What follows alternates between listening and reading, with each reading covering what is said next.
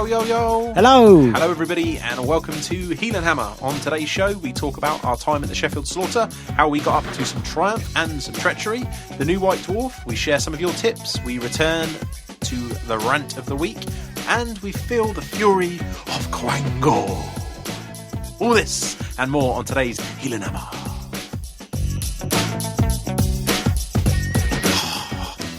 So you lost it when you done it twice, man. I did. You did the QuangooOO and then you did no. The fury ruined of it. QuangooOO. The fury of QuangooOO. Yeah. So welcome everybody to today's Heelanhammer. We are sponsored by Odd Games as per usual. There'll be a code in the show notes to help you save some money. www.oddgames.co.uk. For those of you who don't know who they are a retailer of lots of different things to do with games. So if you're into your Magic, your X-Wing, all that kind of stuff, they're the place to go. They also sell for us Warhammer players a lot of magnets and hobby materials as well, the stuff that we often talk about in the show with regards to magnetic sheeting and rare earths and all those kind of hobby aspect things, all there at Odd Games. So make sure you check them out and check the show notes out for a code that will hopefully save you some money. So Wayne, into the news.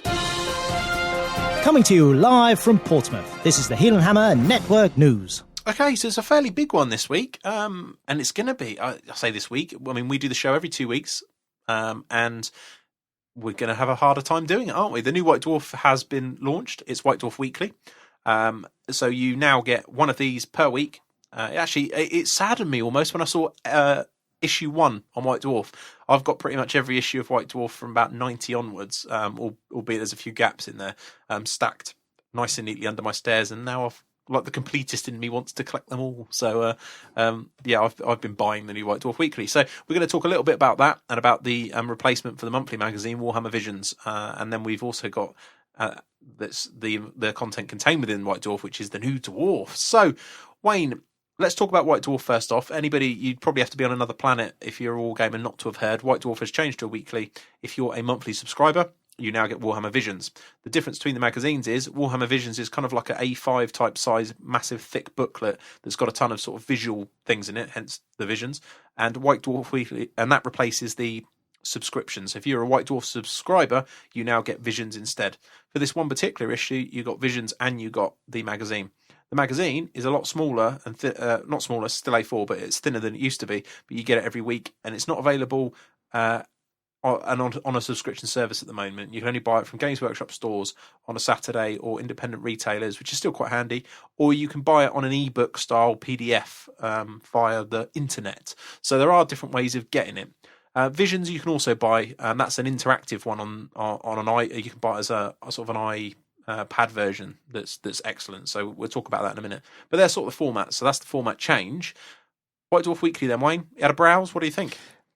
Yeah, it's going to be interesting to see how it carries on, because obviously when they do these new things, the initial impact of it is you think, oh yes, that's right, actually it's pretty good, and then it tends to trail off, especially with White Dwarf in the past. We've spoke about this before. It's kind of like it started off great and then just drops pretty quickly, actually, literally within a couple of issues.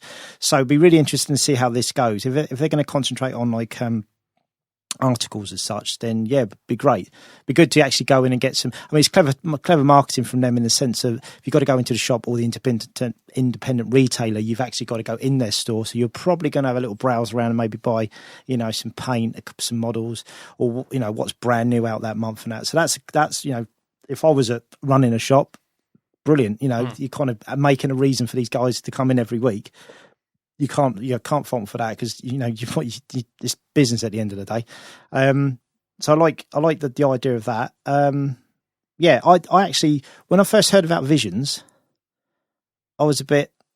It was kind of like, are they just going to sell loads of their old imagery just to sort of take £7.50 a month off you? Sure.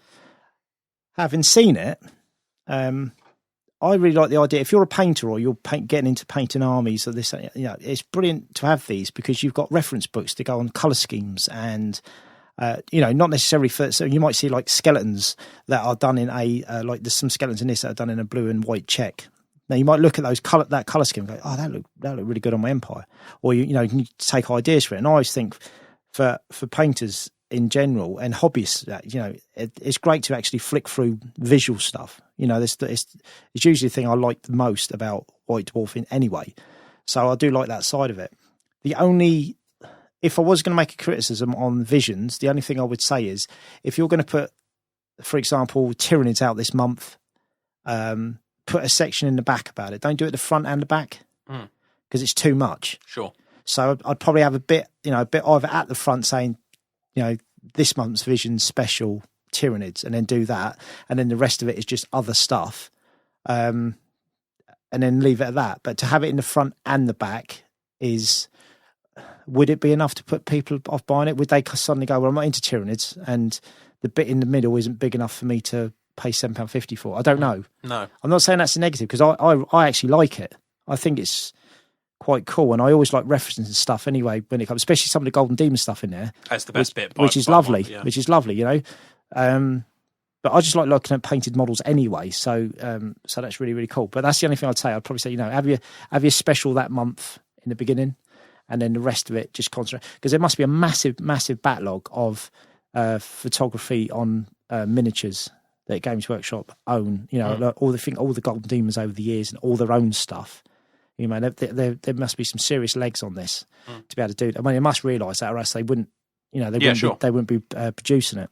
And I think the other thing is, that's a fair point actually. We've talked about it plenty of times on the show. One of my most favourite pieces of work ever done at Games Workshop was that Mike McVeigh Warhammer Quest diorama and the Wood Elf one. Yeah, I'm probably mentioning it now, and there'll be listeners that have never seen it because it's never been in the White Dwarf since it was in the White Dwarf. It's in the cabinets at Warhammer World, but if you're not local, if you're international, you would have never seen it. You won't have a clue what I'm talking about.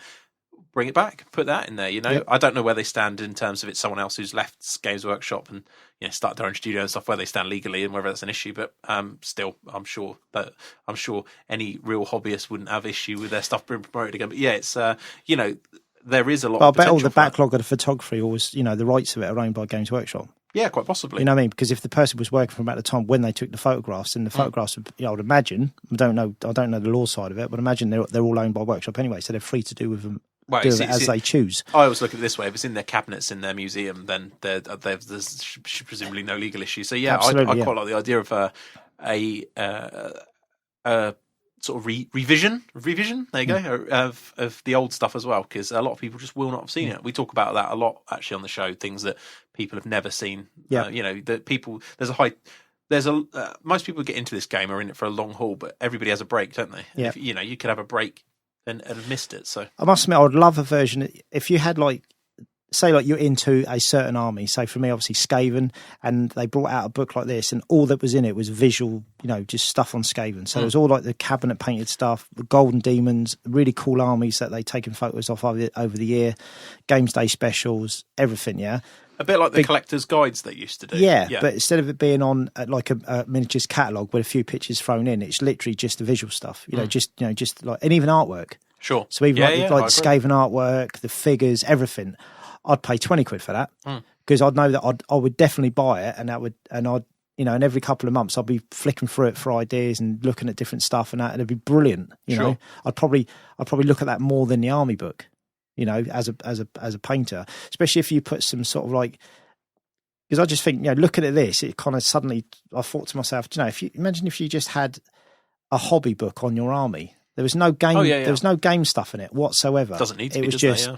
fluff, background stories, maybe kind of dug a bit deeper on some of the other characters that were mentioned in the other books, some new artwork on it, and loads of diorama, pictures, stuff people had sent in that just to contribute towards it, and they just picked out the best stuff or the most interesting stuff. It'd be amazing. Yeah. So I definitely think this has got legs on it. Definitely, See, I got to say, I was surprised with your reaction to it, because I'll tell you, this was my initial reaction. I, as a subscriber, come through the post, I was really excited to see it, opened it all up, flicked through Visions. First thing is I saw, and this is typical, I suppose, I by trade I'm an accountant, so money always sticks with me. I look at it, see a £7.50 price tag, looked at it and flicked through it and went, it's a pictures book, and chucked it to one side. Then went and read White Dwarf and thought, actually, I really like White Dwarf. Then later on in the day, I went back with a cup of tea and actually properly looked at it, and I really like it. As you say, for me, the best bits in it by a clear mile are the stuff that isn't done by Games Workshop. Yeah. We all know what Heavy Metal's like. They're great painters. It really looks good, but it's stock standard. Obviously, it's Games Workshop stuff, and that's fine to have in there. But I love the fact that they mixed it up. There's a massive bit about Golden Demon in there, and the army on parade, the vampire army, was brilliant. So all those kind of things in one place was really good. So the more I actually got into it, the more I really liked what I was reading on that, and I've been back to it several times since. My only criticism of it is that the paper version, the version I've got, because it's bound so tightly in the middle where it's a thick book, when you get like the diorama in there was one of my favourite pieces. There's like a Space Marine Terminator gunning down some gene stealers. Is that the book you sort of folds it in, so you can't really see it as such, the whole thing over the double page. But on the iPad version that I've seen, it's so much better. You can sort of click on it, see it all. So for me, if I was going to get a Vision subscription, I'd definitely recommend the online one over the paper one. The Golden Demon stuff for me was a special highlight because you always get, it's the small details I like. You know, like there's a demonette in there and just the wall at the back. I know it sounds really weird, but the wall at the back was really cool for me. I was thinking, how did they do that? You know, was it Will's paving that we always talk about? Or was it this or was it that? So, and it was all nicely done at the back. So I quite like that. But yeah, for me, the iPad one. If you're going to buy Visions, you buy the iPad one. But it's the opposite with White Dwarf. I was really impressed with White Dwarf, and I would like the paper one. I just like the magazine feel. I like it turning up. I can go and get it from my local place. Again, if I was being critical about it, I'm very lazy and I'm very busy, and those two things combined would make it hard. I mean, I'm quite lucky. I've got a guy that lives reasonably local to me that can get me one, so it's fine. But other than that, if we didn't, we'd have to go to Portsmouth, which for us is sort of a 40-minute round trip to go and get it. We're just not going to get it. It's just not going to happen. Although you can buy it online, so it is doable. But if you want the actual magazine itself, I'd love to see that on a subscription service. I do understand the postal issue. I mean, post, I don't know, you know, that kind of thing to post is probably best part of £1. So I know that one of the criticisms levelled at it is the price increase over 4 weeks. Yep. And I suppose with it not being delivered to the individual, people see it hard, but they've still got to deliver that to the shops, and the weight on that is quite significant, I would have said, on the box. So I can see why there's a price increase, but I think that's been one of the criticisms leveled is the increase overall of what you had on the subscription. If you just took the White Dwarf for what it is. But yeah, so I'd say for me, I think the price point is quite high, but it's a bit like everything with Games Workshop. I think if the quality's there, you just spend it, don't you? So I've not personally personally, I would rather spend the money on the Visions than the White Dwarf, because the White Dwarf, in some respects, is very similar to the old White Dwarf, where it's better in the sense that it's smaller, but there's kind of like it's smaller because there's the actual stuff you want to read. Sure. And they've just taken all the other stuff out, which was kind of like you just flicked through it anyway. Yeah. So that makes sense. But in another sense, I just, you know, to me, White Dwarf was always referencing the visual stuff anyway. So Visions, even though it's like the $7.50, it's still cheaper because it's if I was going to go for one or the other, because if you go for both, it's you know £17.50 a month. I couldn't really justify spending that on stuff that I flick through. Sure. But if I was going to get one or the other, I'd probably go with the Visions, purely because I know I'll go back to that a lot more. Yeah, that's true. And it works out cheaper. That is the one thing I've got to say is I suppose I can't see me going back to the White Dwarfs. So there may have come a time where I stopped collecting them as such, and I just get them digitally, read it and bin it. The one thing that I will say about both of them is they've got rules in, so you could go back. I mean, the way they staggered, so the Dwarf releases this month, which we're going to go on to. So the way they staggered it, when we're recording this, we've only had 2 White Dwarfs. So the book is coming out in the middle of the month, but they release models early part. Now, the rules for some of the special characters were in White Dwarf, so that's a big thumbs up. And also, it's been reported, and I've seen it on Twitter, that the stat lines come in the instructions with the models, which is kind of Privateer Pressy almost, isn't it?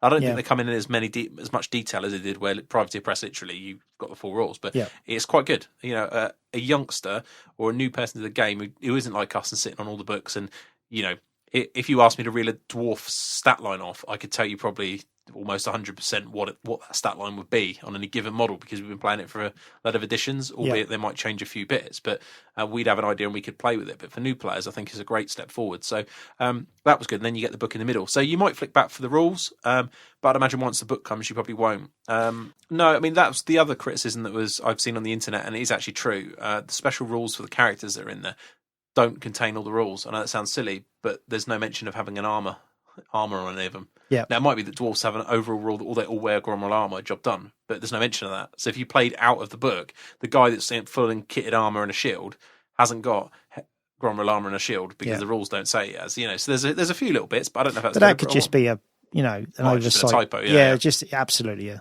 But I liked that. I liked the Bluffers Guide.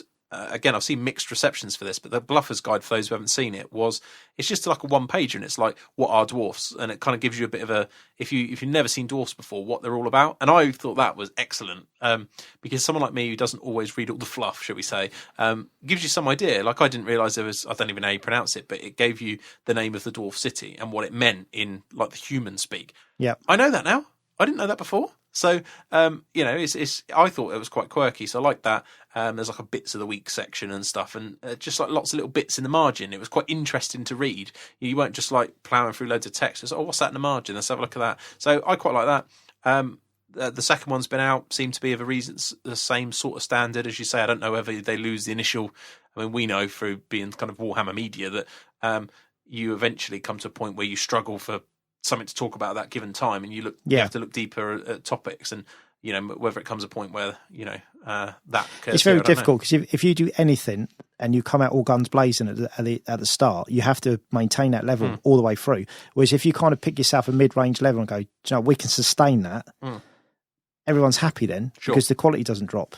And I think that's where sometimes mistakes are made. Like when the White Dwarf got revamped last time, first couple of editions were really good, weren't they? I really liked them, and they just couldn't keep it going, and that was unfortunate. But it's just the way it happened. And obviously, then they've maybe as it's declined and become more of a kind of figure catalogue, they've made a proactive decision to do something about it, that is always positive. Definitely. So overall, in actual fact, we can insert a little segment here, can't we?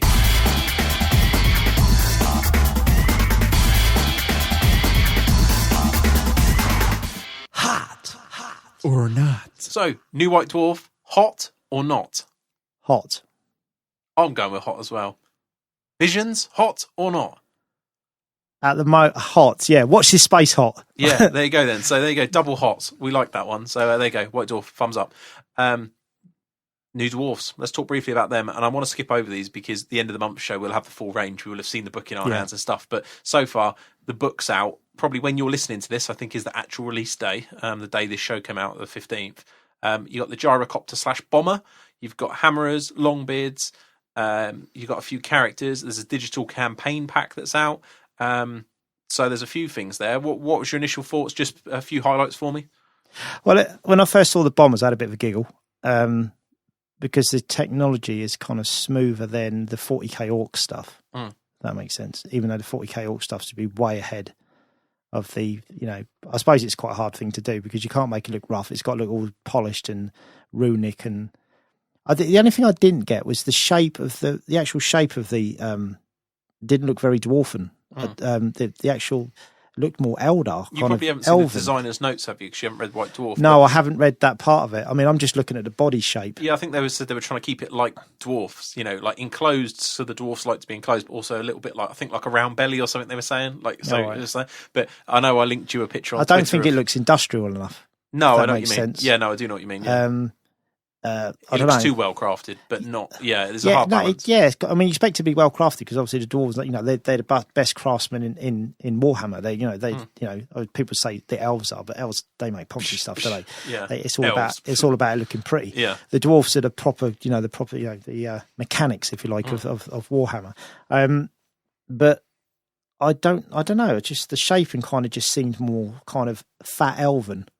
Yeah. If that makes sense. No, if it was if it was slimmer, it would look very elven. But I'm not sure. Saying that, I do like them. Yeah, I'm the same. I really like the kit. I think they're really smart kits. There's loads of detail on them. I like the old racks of bombs and this and that. It'd be interesting to see what the rules are. My son actually picked it up and flicked through, and he's always going to be 5 on the day this show comes out, near enough. And he was like, what are those bombs? He knew what they were. Yeah, He saw them. But yeah, I quite like them. But that I think the whole, you and I both spoke before we came on air and said, could do dwarves. It's looking pretty good. No bandwagon for me. Being long-term dwarf players ourselves. First army I ever had. Yeah, and I we were telling the story when I first met my wife. The dwarfs were the thing that were on my table. I can't ever actually claim to have fielded them though. I started to paint them, and then the Beastman book came along, and I got really shiny and picked Beastman up. So, but yeah, all jokes aside, they're pretty good looking, I think, aren't they? The new kits. I mean, typical Games Workshop kits, they're great. But I'm just hoping the dynamic of the army has changed massively, where you can actually be aggressive with them. You can move and fight. I mean, some dwarf players would say, "Oh, I'll play that way anyway," but they're kind of it is a difficult one because obviously the movement's always been a difficult, and you've got those war machines, and obviously you're splitting your army by advancing. I'm not saying it's an easy thing to do, but hopefully they've addressed it in some way to create, if you want to play differently than what would normally happen, you can do. Sure. I mean, at this stage, we haven't got any. We haven't seen the book, so we haven't got any firm rumours. I mean, I've seen some rumours online. The one thing we seem to be aware of is that the Hammerers have 2 attacks, and for me, that's a big stepping stone forward. Yeah. The biggest problem with combat dwarfs is you have no rerolls and no multiple attacks, basically, on anything that was any good, and that's just a no-go. There's also quite a lot of talk about there's a lot of access to deep multiple wounds. I mean, we've seen it in some of the rules of White Dwarf. There's some multiple wounds kicking around, so hopefully they got the answers that they need. But yeah. Brilliant models, really, really good models. I'm a big fan of those. And the digital campaign pack, I think, often gets overlooked. But I downloaded the Lizard one, and I know, like I said to you about playing it, we haven't had a go yet, and I'm sure we'll review when we come back to it. But I was really impressed with that. So I'd imagine any dwarf fan should definitely pick that up because they're normally only about £4 or £5, I think. And you can get, and some people might go £4 or £5 for sort of an interactive digital document. But you think of the play you'll get out of that. You're going to have at least 3 games because that's how long the campaign is. They're 2.5 hours a game. And the replay value of them is very high because of the way the strategy things work to change it. Yeah. And also the outcomes of the games means sometimes you have to replay it. So I think the absolute bargain for me. So, that would be my pick of the releases, oddly enough. I mean, the models speak for themselves. They're fantastic, but the digital pack was really good. I never thought I'd actually say, but I mean, compared to like some of the recent releases we've had, like, the High Elves and Dark Elves, which have been great books, cracking books, really, really nice. I'm actually really genuinely looking forward to seeing the dwarves. I know I made a load of jokes about it, saying they're not a proper army, and if I had my way, they wouldn't. But that's just because of the way they play at the moment. Because they're so entrenched in the whole history of Warhammer. Especially being a Skaven player, most of the big deal stuff that happens with Skaven is to do. Is usually with the dwarves. Yeah, sure. So it's kind of like I just hope they do. I hope they come out in a better light than they are now. Yeah, sure. Because it would be better for everyone. It'd be better for all the dwarven players that are using them, take the abuse, and it would be better for the people playing against them. It would just be a winner all round. And I really hope that's the outcome of it. Good. Well, hopefully, by the time you're listening to this, you listener know the answer. So, final bit of news before we move on. I just want to make a correction to something that you got wrong, Wayne. HollowTreeStudios.com. You spoke about a gent named Steve, but you talked about the wrong Steve. Oh, did I? Yeah. Sent you some bits and pieces, some MDF laser cut bits and bobs. They do counters, they do bits of terrain, loads of stuff. And Steve Foote, who was on talking to us about the Battle of Sophia charity event, is the guy that does the designs for them. So, and it was who did I say? Steve Follows. Yes, yeah. Sorry, apologies. Very close, but it was Steve Foote. So thanks, Steve, for the support of the show, and cheers for contacting us. And yeah, that's HollowTreeStudios.com. Some good stuff, actually. I saw. Very nice. So yeah, check that out if you're interested in getting yourself some markers, counters, and surprised no one's done it before stuff. Actually with the whole MDF, because with the whole Sarissa movement trays and laser cutting them, and then going on from that and just creating all sorts of stuff. It's really good. Yeah, it's good. So yeah, check them out. Okay, straight on to the next topic, Wayne. The Sheffield Slaughter. Okay, so the Sheffield Slaughter. This tournament was a tournament that Wayne and I attended as a gruesome twosome. It's a 6-game 2-dayer, 98 players this year. Big event. 3 rooms in the Davy Sports Club over in Sheffield. Locals. I bet that means absolutely nothing to anybody, actually. But the best way we could describe this is if you're international and you've seen an English film based in like a sort of an ex-industrial sort of coal mining type working man's club. Yeah, it's like a working man's club. Run down. Northern accents. I don't really know how you describe it. Typical northern place. Gritty. Yeah, but it hasn't changed since we've been going. Was it like the 15th, 16th slaughter Yeah, or something something crazy, like that, wasn't it? And it hasn't changed at all. And it hasn't changed. In fact, they haven't They've changed. spent no money on it. No, they haven't even changed the light bulbs in the ceiling, as Yeah. we found out when it got dark. So, Yeah. and there's hardly any of them there. So, real old school stuff, but it has this like oldie worldy charm where I don't know. It's just, Well, we keep going back, Yeah, don't we we? keep So going, that, yeah. it's obviously good. it's kind of a must-attend event, that one on the UK scene, and it sells out very, very quickly. So this year, a bit of a change. It was sort of Games Workshop style, 2,000 points, which we don't see very often. No composition, so there was bring what you like. We're going to play some scenarios which were generally out of the book Warhammer ones. The only difference was Watchtower was changed for a Blood Forest, which actually I've seen the feedback, made for a mixed opinion on whether that scenario is good, but it was one of my best games of the weekend, so I really enjoyed that one. So yeah, that's it. So Wayne, let's get straight into it. What did you take? Some sort of usual hobby list for you, was it, this time around? No, and you know full well because you wrote the list. I've got it in front of me. Would you like me to run through it for you? If you'd like to. So Wayne wrote the following. It's Wayne. Wayne, the game, wrote Demon Prince. No.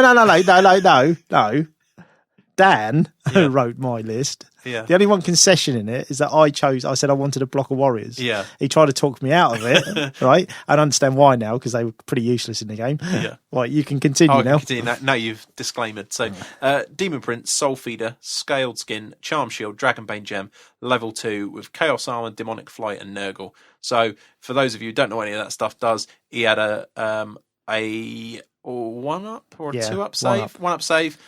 Ignores the first cannonball on a 2+ for the Charm Shield. Flaming Ward of a 2-up. Flies and is basically impossible to kill because he regens wounds with Soul Feeder and is hard to hit because of the Nurgle. Exalted Hero, who again, because of the kit he had Talisman of Preservation and he was marked with Zinch, so it's a 3-up ward save. Third Eye Zinch to reroll the 1s for his failed ward saves, he only failing that on a 2.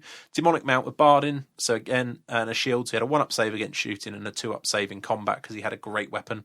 He was the battle standard. 18 Chaos Warriors with Standard Musician and Mark of Nurgle and Halberds, you hobby hero. Oh, yeah. But yeah, again, Mark of Nurgle win. 2 Chaos Chariots, unmarked just because of sheer points. Chimera with Flaming Breath and Regenerating Flesh. And 2 frees of the ultimate unit, Skull Crushers of Khorne with ensorcelled weapons. Pretty good, Wayne. Well done. That's a good list. You wrote it. Well, Don't keep palming this off. I'd have to say, right, in one sense, the most laid-back tournament I've been to for ages, right? Because really easy to rack the models up afterwards. You know, it's like 29 models. Yeah. And just pushing them around. There was no kind of, there was nothing really to think about. They either did what they were supposed to, which was, get stuck in, or not.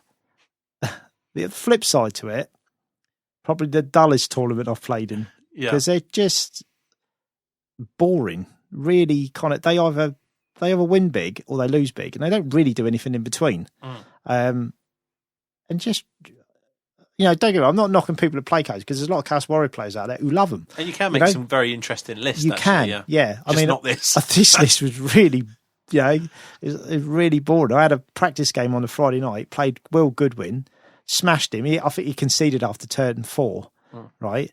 And he finished second in the tournament. Yeah. Which we'll get to later. Well, maybe third. Might be third. Can't remember. No, it might have been second. No, anyway. it was second. Yeah, it was second. Because I actually shouted that at him when he came off stage with his trophy. Yeah, there you go. Smashed him up on the Friday night. I remember no that, justice. Wayne was like, one dinner. Took them all off. Pretty impressive. List. But yeah, no, first game I played Matthew Walker, who was another Chaos Warrior player. And a lovely bloke. We had a bit of a chat before the game and after that. We were chatting like over the whole weekend, actually, and sort of periodically. Is this the gen that asked you whether you'd painted my Lizardman army? Yes, which made me laugh immensely. He was being genuine as well. He sort of looked over and he said, "Oh," he said, "they're really nice lizards, eh? Did you paint them, Wayne?" And I just kept a straight face. No. Dan painted those. He's actually quite a good painter. And your face is a picture. I was like, what? Sorry, what? Like that guy that once asked me if I dipped those. He dipped those gauze. Yeah. Anyway. Yeah, it took about 5 hours each one to highlight, yeah. Exactly. It was like the Saurus, they were 3.5 hours a model. Yeah. But anyway. Yeah, you're not, yeah. So we had fairly simplistic game. He had a very similar. Well, I say very similar. He had warriors, but he didn't have the block of warriors. He had the light cavalry. Yeah, that was one Just a downside to your better list, list. wasn't it? You didn't have any redirectors, No. basically. You didn't have any small light units And he had to get in the dogs way. as well. So he had, I think in total, he had I think it was like 2 units of cavalry, 3 units of dogs, maybe. Apologies if I've got that wrong. But so he got a lot of drops before, he knew where all my stuff was going. And I just went, right, let's chuck the Demon Prince into the Demon Prince and hopefully I'll roll better. And I didn't. And he had the Sword of Striking, didn't He had a Sword of Striking, Yeah. so he was hitting me on 4s instead of 5s. So, excuse me. So that went badly. And not because of the Sword of Striking, actually. It was just that there was one combat round. I just rolled bad. And he did, I wouldn't say he rolled well. He just rolled average. And it just small margins though when you're got enough. 4 wounds, haven't you? Yeah, so I lost the Demon Prince, and from there it kind of like it was a struggle, obviously, because then his Demon Prince is flying around and picking what he wants to do, and he wasn't that aggressive with it, but it's just the threat of where it was and knowing what to do, and that actually finished at a 20-0 loss. I got 654 points out of that, and he got 2,225. So it was a big loss, but I enjoyed the game purely because playing wise, it was kind of neither here nor there because this wasn't really a subtle game. It's like let's get smashed into each other, and that was pretty much it. But it was nice meeting Matthew and chatting to him. Because I said, I spoke to him, quite a few times over the weekend about stuff. So would you say that combat was the main turning point of the game then, the Demon Prince on Demon Prince, or was there another big thing where it all went off? Or was it literally that he died and then the rest of it fell to pieces? Because didn't you have I remember looking over you had this massive brawl in the middle and you did like no wounds to each other, didn't you? Or you lost by 1 or something? Yeah, we had one point where we found that warriors against warriors, you hardly do any wounds because it's all strength 5 and you've got a 1-up arm save. So you don't really fail that many armor saves. So at one point, because he had 2 chariots, but they were Nurgle, and I had 2 unmarked chariots, so I'm thinking, this is going bad. And at one point, I think it was, I had my BSB and a chariot and a unit of juggers, and he had a unit of juggers and a chariot and something else. It was a mass combat, big combat. Sure. And he charged in with another chariot or something like that. And we thought, this is going to go bad. And I think he took 2 wounds and I took a wound, or the other way around. Sure. It took ages to resolve this combat, and that was all that was done. So they just sat there kind of just handbagging each other for a while. And eventually I got ground out, it went against me and he ended up getting once. And I found what's warriors, once you knock a few holes in the warriors, especially, playing warriors and warriors, once you have a couple of those, you take a unit of juggers out, get rid of Demon Prince, and you've still got yours, it makes a massive difference because then, it just piles in them. No worries. So that was a big loss. And do you think the difference in the fact that he'd played more games than you made a difference? Or? Oh, absolutely. I mean, he's played more games, and his list was better. I mean, I took the warrior block because I insisted I must have warriors in my warrior army. But the problem I found out over the weekend was it can't keep up with the rest of the army. The rest of the army's too fast, so it ends up sort of jogging behind the rest of the army. I mean, when we played like the Watchtower with the wood, they just parked in the wood, because that's pretty much all they could do. Because otherwise they're just chasing shadows. Sure. So I get why people take the light cavalry, because it works with the army so much better, especially protecting the juggernauts from making charges they don't want to make. And like drawing them off the centre, because because I was playing them in the centre every game. So yeah, I mean, and that was that. And then the second game, get a Chaos Warriors again. Bad luck, really, considering. But they were quite a high proportion of the field. But yeah. Yeah.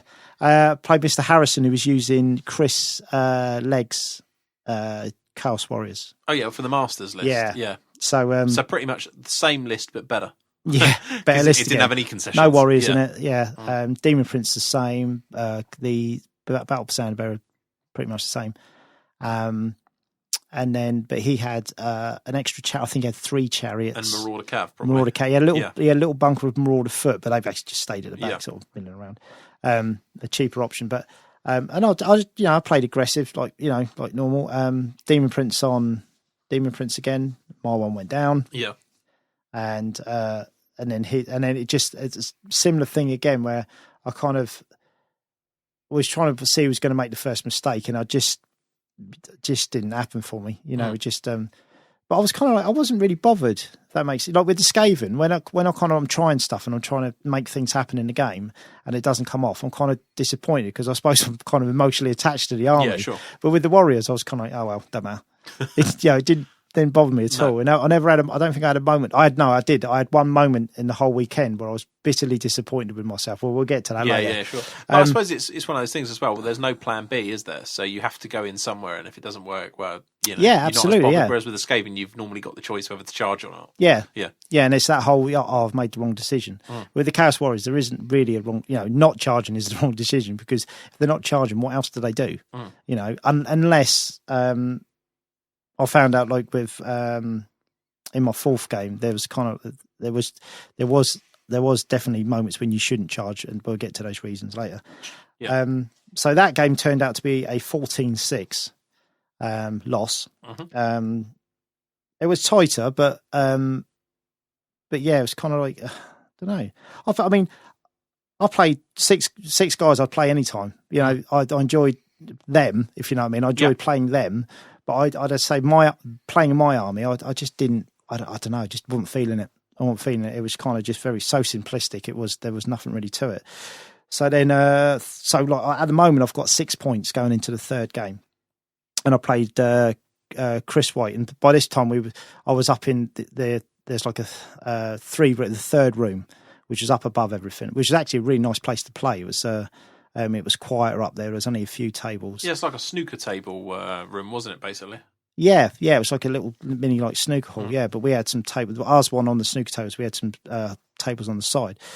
So so this was my second game up there. So I played Chris, and he's got orcs and goblins. Not the tournament build. He only had one Doom Diver. He had a unit of squigs. He had a big block of Savage Orcs. He had like a single chariot, a couple of Mangler squigs, which I managed to get rid of early on with magic, and then he moved up. He moved up with the Savage Orc block quite early, and the Demon Prince had him in the flank. So I flew over into the flank, and then I cast Purple Sun. I love the way you're just like this spell. What was it? Purple Sun. Yeah. Well, he tried to foot a Gork me. Well, he did foot a Gork me. He sort of stomped. He stomped on a few units. Six dice monkey. He stomped on a few units. Yeah, and then he rolled a 1, didn't he? Yeah, he rolled a 1, and it kind of went on. So I stuck it on his Savage Orc unit, and it killed.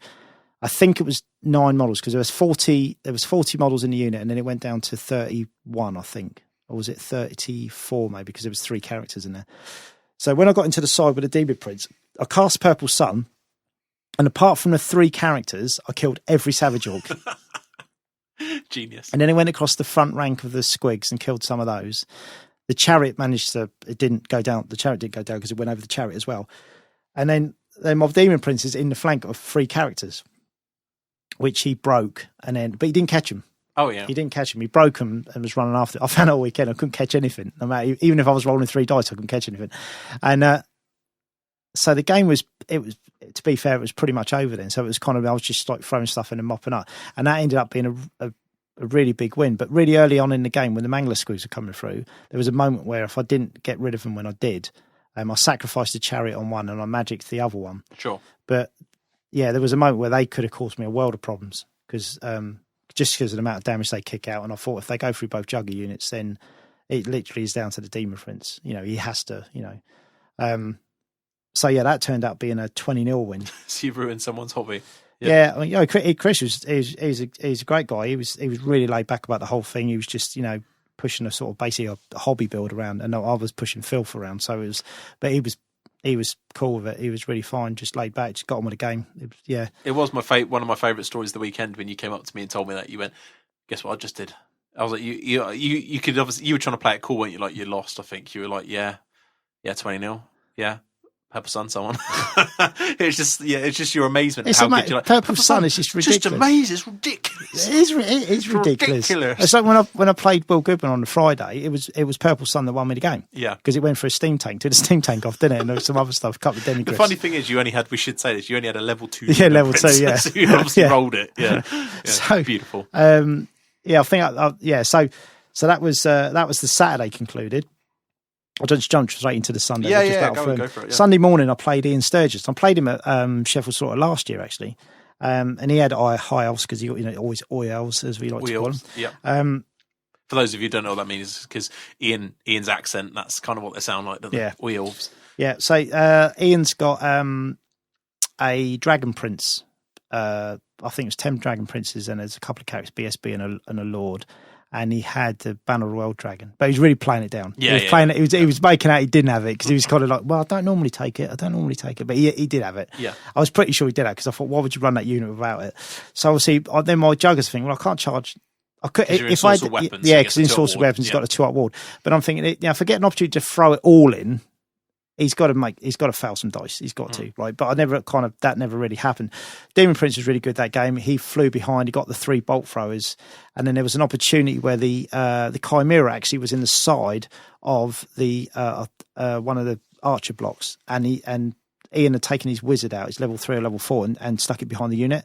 And I thought, I'm going to break them this turn. They're not going to have steadfast, and I'm going to end up on the wizard, and I'm going to kill him. So I'm going to get some points out of this. This is going to be great.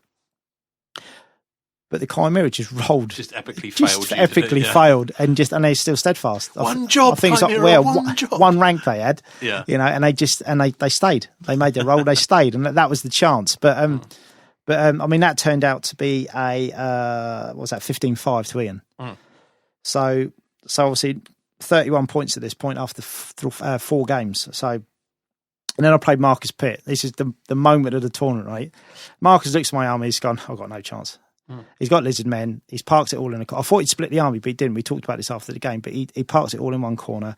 I just wellied everything across as quickly as I could, and he was slowing me down with skinks, and I was chasing stuff off or smashing through it. And then the Demon Prince got into the Slans block, so he had a block of Saurus with the Slan in, and he was steadily chewing his way through the unit. So the moment of the game is the enough Saurus have been killed where the Slan has to move up to the front rank. And my Demon Prince think, right, I'm going to eat the Slan this turn because it was Blood and Glory. Yes. And obviously that was it. That was the big chunk of points because I had his Fortitude. Game's over. I thought, brilliant. Yeah, done it.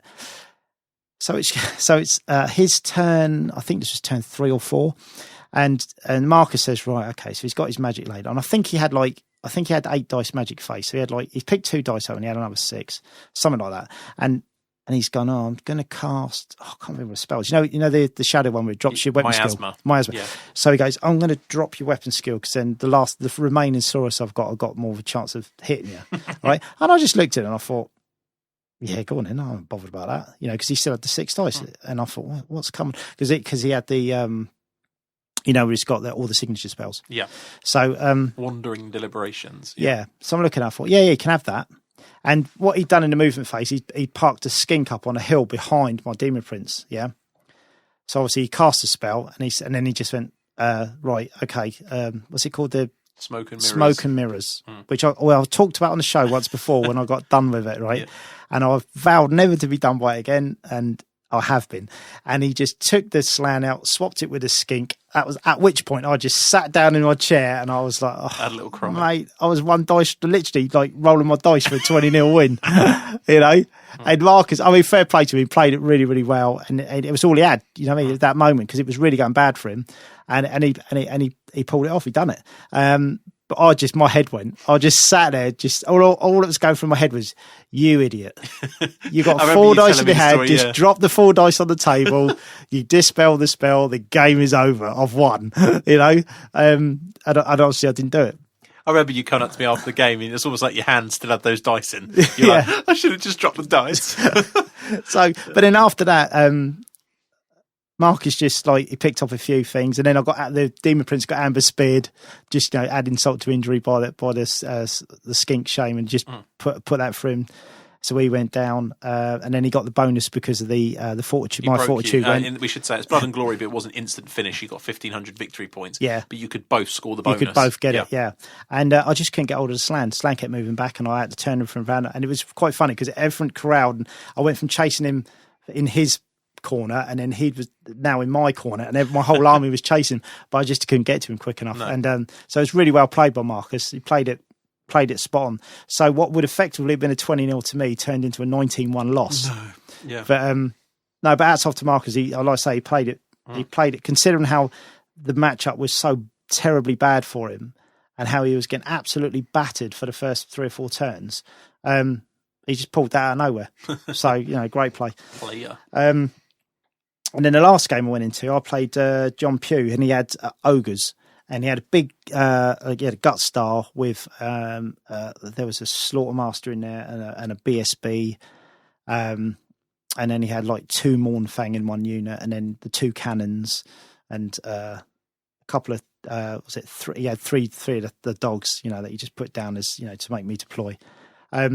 And there was a moment, right, and this is how kind of blasé I was with the army. There was a moment where John afterwards he basically what he'd done, he said to me, he sort of admitted it afterwards, he'd positioned one of the dogs was kind of going to stop one of my jugger units, and he positioned it slightly wrong, because what it meant was I could actually put one in the front of the dog and one in the side. Now, obviously, they're both the same unit strength. Which way are they overrunning? So we rolled to see what path of which unit we would go, and it would have meant that if I'd have gone in the direction of the dog that was in the front, his whole army would have been facing both those units either in the side or the rear. So it was looking bad. But if it was the other way, I had a chance of overrunning both units into the front of his gut star, or having the opportunity next turn. So I looked at it and I just went, yeah, we'll do that. And he kind of looked at me and I thought, no, I'll just chuck them both in. It's 50-50, I'll either get it or I don't. And it went my way. And they both went in, and then they both went in the front? Yeah, they both went into the front of the gut. So what did you have in the front of that? What would affect fighting would have been 4 crushers. Both crusher units. Yeah. So both crusher units. I suppose at 2,000 points, isn't this gut star we refer to, for listeners that don't know what that is? It's normally an iron gut unit with like 3 or 4 ogre characters in it that you can't kill. But at 2,000 points, the ogres really struggle to cap those characters out, don't they? Because I remember talking to you in the car and saying, how did that work out? Surely this one makes way and does this, but it just didn't have any of those toys on it, presumably because of points. So. No, I mean, it was horrific the amount of damage they'd done to the unit in the first turn, really. But the funny thing of the game was there was an ogre, an iron blaster, and there's a piece of impassable terrain, and the demon prince flew over to get him. So what he did, he put this iron blaster so that my demon prince was in the front arc, but because of the terrain, I couldn't physically get to it. And then they spent the whole game just dancing around this piece of terrain. Literally, it was like a maypole dance. So just I wouldn't fly off, and even and that's pretty much how they spent the game. But by that time, we got to a stage of the game where John basically conceded, because it would literally, the rest of the game would have been him just taking models off, and it was the last game of the tournament, and we both hadn't picked up many points anyway. So I got a 20-0 win out of that, but it was literally on that 50-50 of what direction the juggers went. It was just down to that. But if I'd had that, if I'd have been playing Skaven and I'd had the option to go in and it being a 50-50, I wouldn't have taken it. No. Because I would have wanted to play safe, because I wouldn't have wanted to have the potential to lose a game just off that, But with the Warriors, my attitude was completely different towards them. I wasn't bothered. So that's a good attitude sometimes to have, though, I think, as well. And that kind of army does allow you to do that a bit, doesn't it? I think. Yeah, absolutely, yeah. Good. So we'll find out where you placed and some of the highlights of the event in a sec. I'll just do a very quick rundown of my games. Now, those of you who subscribe to the Saucy section, which is our premium content part of the forum, I'm going to do a full rundown on a show there. In fact, when you're listening to this, it's probably already out, or will be very shortly, in which I talk about my list and my really in-depth thoughts about particular combos and the list and how it all went. But so to sort of preface this a little bit, I'd had 2 warm-up games with the 8th edition book. I'd only played 3 or 4 8th edition games with it. And I played 2 practice games, both of which I won big, because my opponent ran at me, thought it was great, submitted the list. Then I played a demon player, and I really struggled to do anything to him. And it suddenly dawned on me, I had a few massive holes in my list. And I thought, do you know what? I'll still be all right. I'll be fine. Now, for those of you who are long-term listeners of the show or know the Sheffield Slaughter is a tournament that I've either done really, really bad at every single year, or I've won. It's been literally polar. Unfortunately, the doing really, really dire vastly outweighs the win. So normally I finish higher than you, don't I? Yeah, it's a bit touch and go as to whether Wayne beats me in the final places, which always makes me chuckle. I think it's because it's the one I'm most unprepared for, because it's my busiest time of year. Coming into it, December, January is my busiest, and I always want to do something new for the tournament year. Really, take something new or try something I haven't played for a while and just have a good laugh. So don't steal my thunder. Oh, what do you mean? Well, normally I finish higher than you. Apart from that, obviously that year you won it. Yeah. You know, we'll find out at the end so where you finished. unprepared, We'll and it's a busy time of year. We'll find out what you got with your net man. list. Yeah, I know. So here we go. So I had a slam, obviously. So slam battle standard, and he had, and again, I won't go through the items massively. I'll just tell you what he does. He could adjust the miscast table by one. He knew all the signature spells. He could roll. He had a channeling staff and had extra dice, so he could use 3 dice to channel, and he could keep a dispel dice on a 2-up. So he was pretty sweet. I had Bent. Yeah, okay. He is one of the things that is still very, very good in that book. Skink Priest with the Dispel Scroll, also very good. Loving the Arcane Vassal ability where he can use his arc and line of sight and stuff for spells. 2 Sora Scar veterans on cold ones, one with a great weapon and a dragon helm, and another one with a charm shield and sort of sword of might, and both of them sort of flaming wards. 4 units of Skink Skirmishers with javelins, loving them, some of the best things. 18 Saurus Warriors, yeah, not so much loving those, but they've always been something I've enjoyed playing with, so I had a unit of them with full command. 2 units of 3 Pterodons with Fire Leech Bolas. How do you pronounce that? Bolas? I don't know. I keep going Bolas like that every time. So I don't know. Mexican. Yeah. Taco. Bastillodon with a solar engine, obviously. Ancient Stegodon with sharpened horns and a salamander. So that was that. I played a Friday night game against UK number 1 Russville, who smashed me up with his Tomb Kings. He managed to... The main tenor point of the game was my Saurus unit, and this was the problem the whole weekend really with this list. Is the Saurus unit was not only my bunker where my mage sat, my Slam Mage Priest, it also was my only combat unit. Hence, there's a little bit of a risky problem there. So I advanced to the middle of the board. He got 2 units of Stalkers up and shot something like 17 Saurus off with Stalkers, magic, shoot in the world. And then I spent the rest of the game trying to avoid the Slan dying, and he literally shot the Slan in the head with the last bow shot of the game. So that was a sad times, that. So Saturday's games, first opponent, I played a gent named Chris, who's a listener of the show. He is also instantly became my best ever opponent because he turned up with a can of Relentless for me.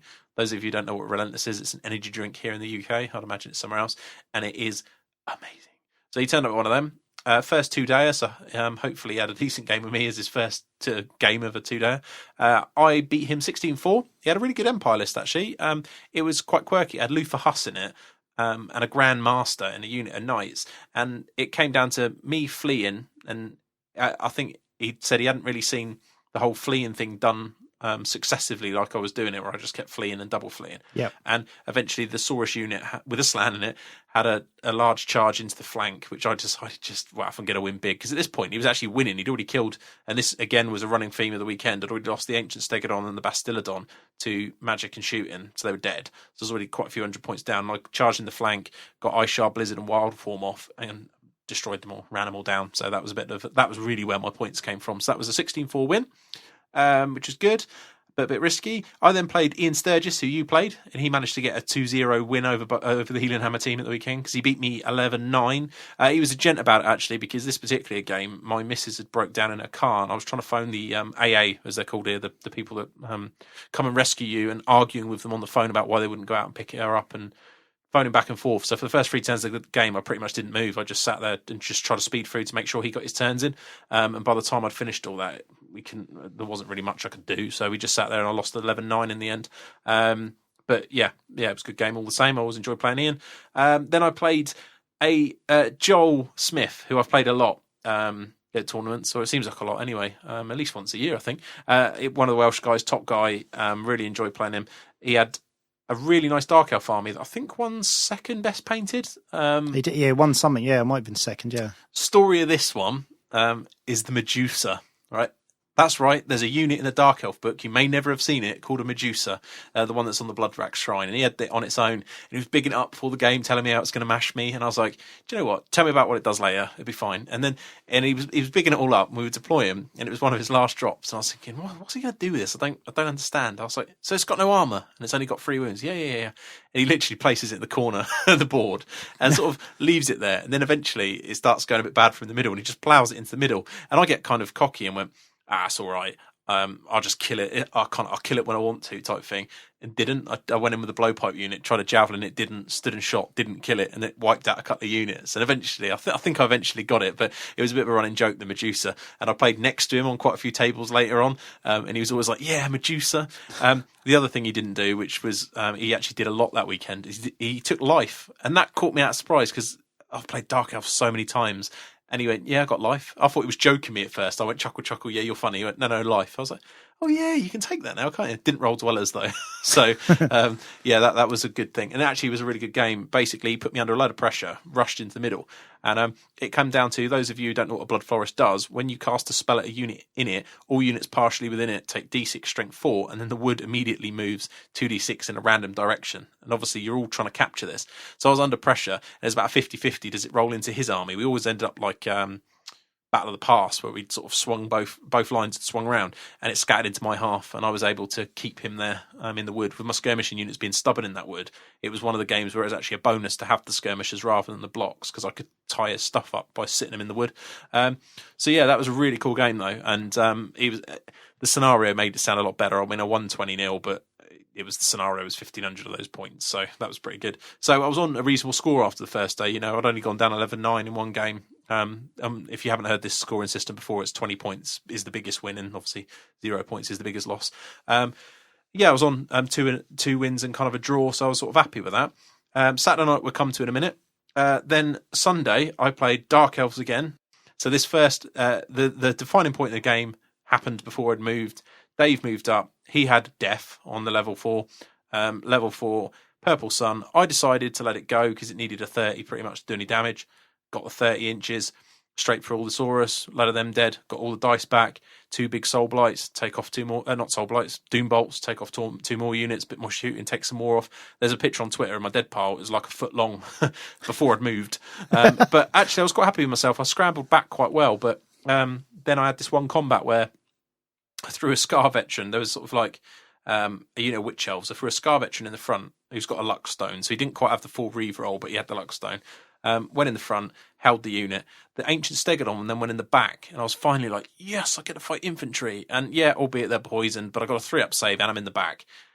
Both of them died before I got to strike. I failed all my armor saves on both. Double won the vet, rolled enough on the other one, died, dead. And that was the end of the game, because that was a massive reversal. Apart from being sort of like 400 points of stuff for me, it was a 300-odd point unit for him. And then I would have been behind the rest of it with the 4d6 blowpipes and all the rest of it. So big turning point. But I was quite happy with my play in that one, but I was always pushing it uphill at that point. So then I played Terry Pike, who's been ripping it up on the tournament scene this year with the Demons. And as I said to you, I had one practice game against Demons before I went to the tournament and hated it. So I knew I was going to get smashed. It was just a case of, I thought with the scenario, he hasn't got, it was Blood and Glory one that you played. Yeah. So I thought my Slan has to die for him to get the bonus. I need to kill his Lord of Change in a banner. So I thought I can do this. And it ended up being a really awesome game. He rushed me. He'd played it very well. He'd already played 3 Lizard players that tournament. You know exactly what he was doing. Typical game where you've got somebody who's playing a lot of Warhammer at the moment at a decent standard and knows the matchups. So he just rushed me. Everything went perfect. And he's one of those guys where he knows his army so well that he doesn't miss anything. So you quite often get people and they forget things, or the Amanar, he was just like, nah, this is it. Add men on the back of there. Like everything, like every attribute, every potential ability they have, he got it all in there, and that's always good for. It's always, you never mind getting beaten by that, because that is what it takes to consistently play well. So that was good. The moment of the match though was so his chicken is gone into combat in my Slan's bunker. I put him on a low pop test, which he survived on the reroll. The next turn he's got a wound left, and I says to him, I'm going to kill you with my Slan. Rolls the dice, 5 to hit him, 6 to wound him, and he has to make the ward save to die, and he did. He made the ward save on the Slan, and I killed him the next turn with an Ice Shard Blizzard because you still get the attribute even though it's in combat. D6 strength 6 hits, D6 strength 4 hits. Killed the chicken, so broke him. But then in the last turn, he just did enough to kill my Slan. He had 3 screamers in the side of it, and I just couldn't keep the ward saves going, and he died, and he broke me, so I ended up losing that one 17-3. I should say I lost the last one 15-5 actually. So yeah, 2 big losses on the Sunday, and then going into the last game, I thought, cool, I'm back down the tables now. Should have some ogre player or somebody who wants to, got 3 units to push around, I can shoot. It'd be great. I get an avoidance dark elf list that's got like a unit of 10 warlocks. There's a Norwegian guy. There's a load of Norwegian guys over. So it was 10 warlocks with a level. That looked like a really good game, actually. It was an awesome game. Yeah. Actually, all of the games were really good. But this swung massively. He had a 10 unit of warlocks with a level 3 and a dreadlord in there and a battle standard. So it's the full on what people call in the Brolock bus. This big warlock bus. Something like 2 or 3 units of dark riders, 2 characters on pegs. 4 bolt throws, real skirmishy avoidance list basically. And he left the bus in the middle of the board within 24 of me. And I thought, do you know what? I reckon I could shoot a lot of this off in one go. So I just piled everything I had into it in one turn and killed like 4 or 5 off the back. And he went, I've got to do something here. So he charged into the Ancient Stegodon. And it meant that the overrun into the skink unit I put next to it would leave a big gap on the side of the frontage of the unit. So my Saurus block with both characters and the slang could go straight into it. So I went straight into it, a bit like I did in the Empire game, debuffed it, did loads, put it on a double 1. It broke, and both units I had failed to catch it. So the BSB died instantly, but I failed to catch it.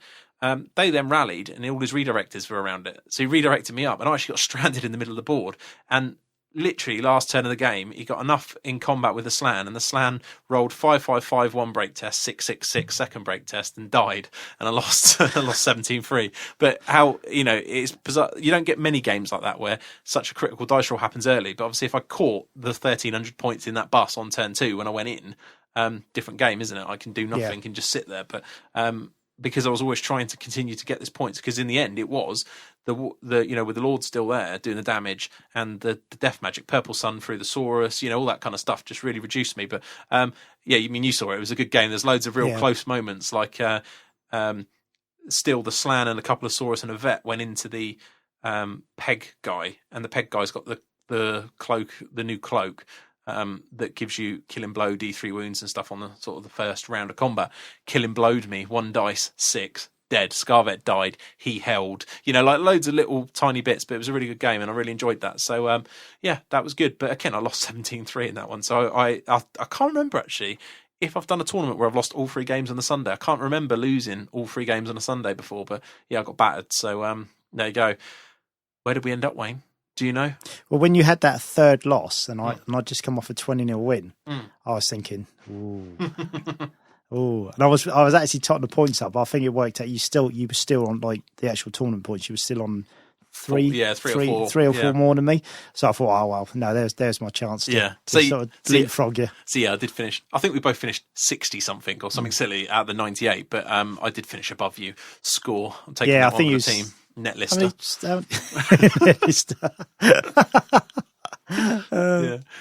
Well, the last time I took a net list, when I took the ogres, did I, with the 3 units of 4 Mornfang? I've done terrible with them as well, really. Yeah, and you said exactly the same thing. Well, I think, I can't remember because I haven't played it back, but I'm sure last show I probably said to you, is it going to be the Mornfang thing? You come back and say it's boring. Yeah, and, it is. It is boring because I have to say the star of the show with that list is the BSB, the Zench BSB. But he's just amazing. Yeah.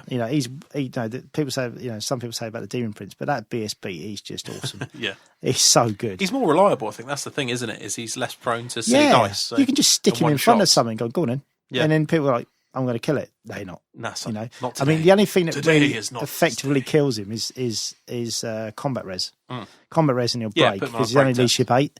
But if it's a straight fight, he just ruins people. He just keeps plugging away. Is about the only reason I'd fancy a Warrior's Arm is just to paint him like Chuck Norris. Just like you could paint him with your arms out with that's chest like, and what? And what? Is that it? Is that what you got?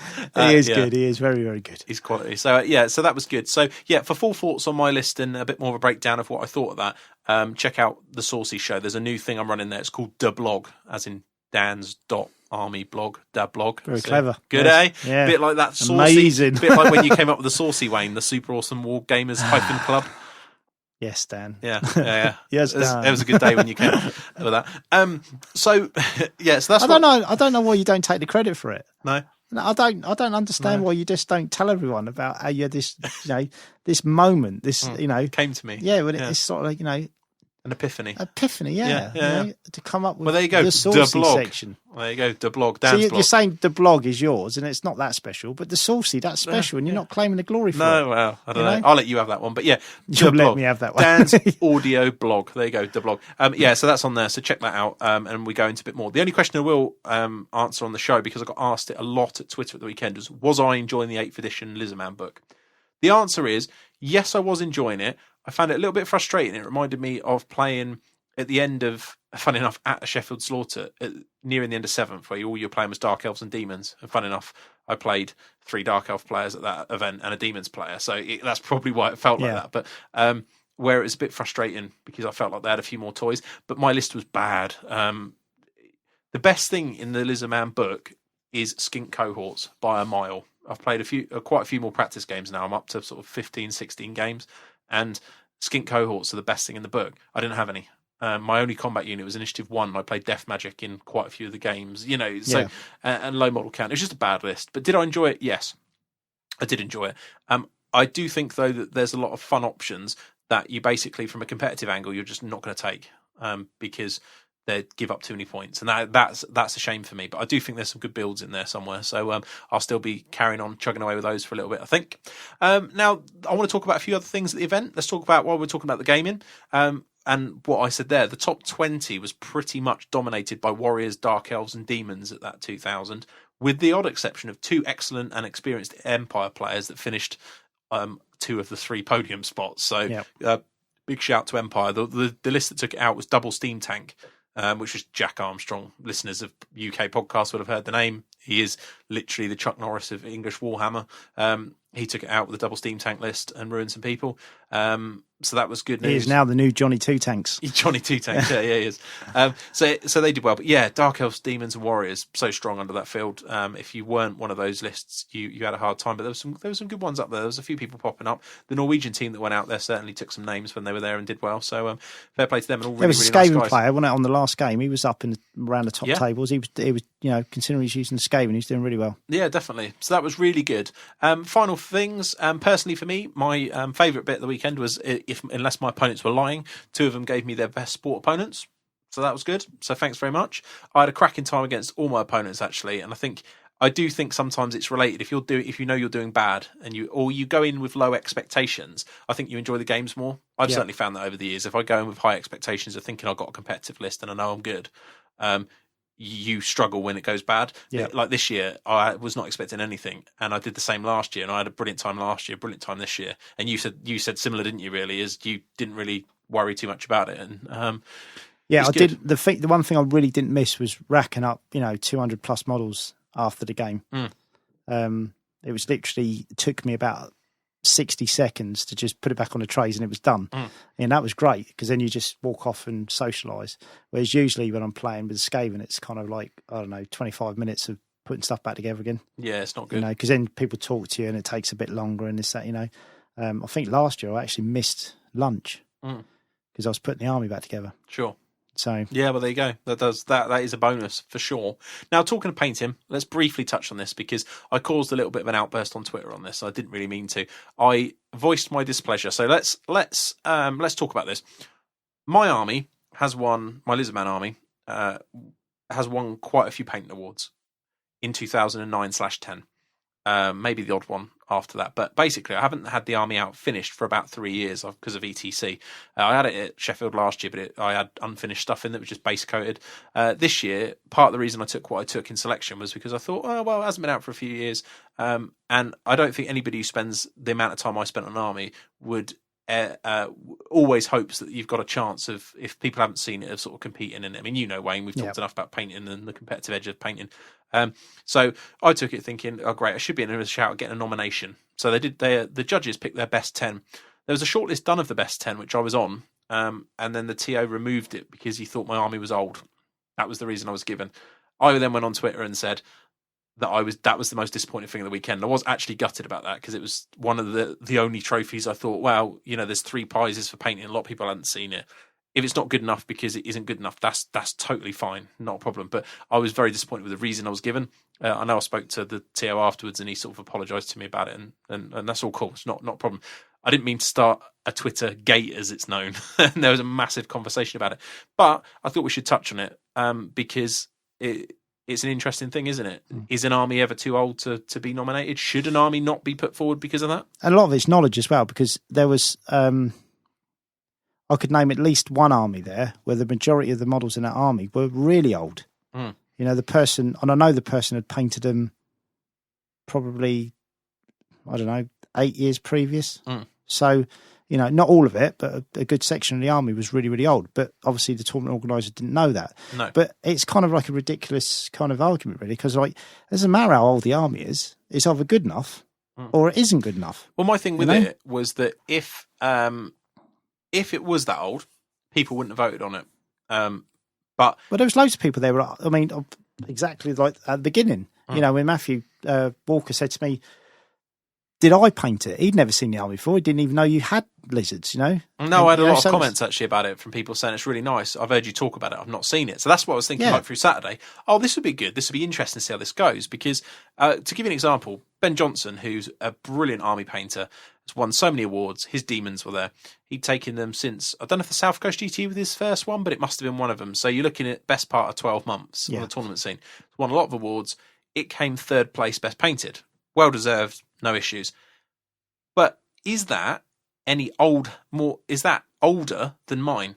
Because everybody in the current field has seen it for 12 months. Well, not everybody, but the majority of people will have seen it. Yeah. Mine hasn't been out for 3 odd years. What's older that's the bit I know time wise it's older, but for me, like voting wise, surely you'd rather have armies. If you're going to pick in that way, you wouldn't pick one that's won multiple things during the year. If that's your viewpoint, I mean, I'm not saying I'd. If it's the best army, it's the best army. It's there. It is. It's not even an argument. I mean, there's elements in my Skaven army that I won when I first got the Moulder army out. When I did the Moulder army, and I won Club Challenge in 2004. There's elements of that army in my army that I take now. And last year, I still won a couple of trophies. Yeah. So, and no one. Obviously, I'm adding to it all the time because you always add a few more bits, and obviously with books changing and just lists in general changing, you add stuff. But, you know, there's elements of that army that are 10 years old, you know, but 10 years old. No, it's 2000, was it 2007 it might be, but, you know, but 7, 8 years old. But the point being, it's not an argument. No. You know, it's either when you're looking at armies, you just want to think, you know, well, let's give the people the selection of the best armies and then they can vote on. I mean, I had a bit of, you know, showed a bit of solidarity to my man Dan. You're my bro. Yeah. I put my vote in for best painted, and I actually showed it to the tournament organizer as I put it over, and I had Dan's name on it. And he kind of looked at me and rolled his eyes. I said, "Doesn't say you have to vote for someone that's nominated." And he went, "All right, yeah, fair enough." Yeah. So he got a vote. So I got a vote. Yeah. Thanks very much, Wayne. Yes, player. Yes. So that was my only disappointment from the weekend. As I say, I've spoke to Tio about it, and we're totally fine. I didn't mean to cause a gate. And as I say, I've got no issues at all, because a few people who know me on Twitter were poking me about it, basically trying to get a rise at me, saying, well, you shouldn't moan, basically. TOs can pick what they want. I'm like, they can pick what they want. I'll moan as much as I want. I was like, I don't mind if they're telling me it's not good enough. That's cool. I'm not a problem with that. I don't like being told it couldn't go up because of it's old. Yeah, that was what my point was. It is good enough, but it's a few years old. Yeah. That's no reason, is it? It just isn't. It was as simple as that. So, yeah. So, disappointed with that. But somebody else I don't want to dwell too much on this because I suppose it's a topic in itself, but somebody said, they asked me a question when we were talking about this about, do you think that painting has changed on the tournament scene? Because it seems to be quite a lot of painting issues have come up, not only on podcasts, but in the tournament scene in the UK about soft scores. Do you think it's changed, or do you think it's more... I think it has, but only because we went for a period where there was 1 or 2 decent armies and they were winning trophies because they were pretty much all that was on the scene, right? We've Sheffield showed this, actually. We've kind of got past that stage now. Yeah. Just disclaimer. All the armies that are up for best painted were excellent. No issues at all with any of them. And this is why it's changed, because going from it's like a 100-man tournament where you're looking at it and you're thinking there's probably 2 in the running. Now you go into a 100-man tournament and there's probably, you know, maybe sometimes 10 in the running.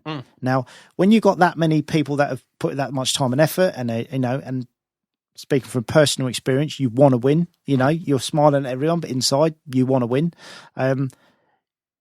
It does get more important.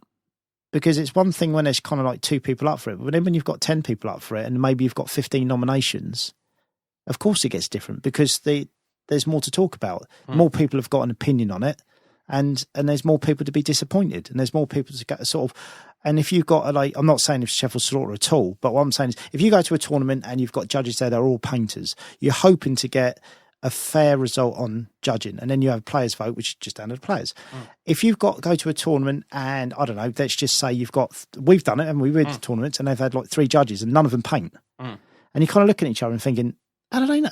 Yeah, how do they know how how to they mark, going to appreciate? And how do they appreciate the time that goes in and what's effort and what's not? Yeah, how are they going to yeah. appreciate the conversions, the work that's gone into it, the paint? Because they're not being, without sounding snobbish, painters do get that more. Painters do look at stuff and they go, oh, look what he's done there. That's subtle. I like that. That's, whereas if you're not, you don't. No. And also you don't look at it as in much detail because you're not a painter. You just, it's different. It's a different way of looking at things. So, yeah, I think, there are not issues with painting. I think people are there's just more quality out there now. So people have got more to say about it. It's just that. It's certainly a bit more of a hot topic than it was a couple of years ago, as you rightly say. When 8th came out and everyone was redoing armies, we went for people, listeners now could go and pick a podcast from that time, a couple of years ago when 8th came out.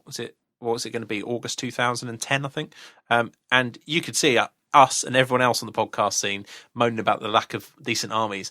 Go to Sheffield Slaughter, there's 10 plus decent ones at the event that were easily nominated. Absolutely, yeah. South Coast this year, it's going to be epic. And I imagine Adepticon will be when we go out to the US. So that's a great place to be in. So yeah, nothing to do with that. Just wanted to quickly clear that up, that I wasn't grumpy that I wasn't picked because for me, I wasn't not picked on my ability. So I was just disappointed because I thought I should have had the chance. I was on the shortlist. I was removed from the shortlist for another reason. So that was it. Yeah, really. which made it even more. I wasn't trying to cause a gate. Crazy. I get on very well with the TO, so it wasn't that at all. I think sometimes forget that we do have a decent following on Twitter, and stuff gets not viral, but it gets quite big quite quickly, doesn't it? It spins out of control with third hand stories. So okay, so that was good. So on that. Great job to Steve Wren, who took it out with his Woodies, best painted, Joel's Dark Elves that I mentioned, and of course Ben Johnson, who I mentioned, slipping in with yet another painting trophy, doing really well. Well done, lads. All those 3. You can check out the pictures for all these armies we're talking about on Twitter. The best 2 is probably at Steve Wren, but if you don't follow him, he has to approve your tweets because he's a teacher. It's sort of a bit he's a bit more cautious about what's going on, but I've asked both these guys permission and they're both happy about this.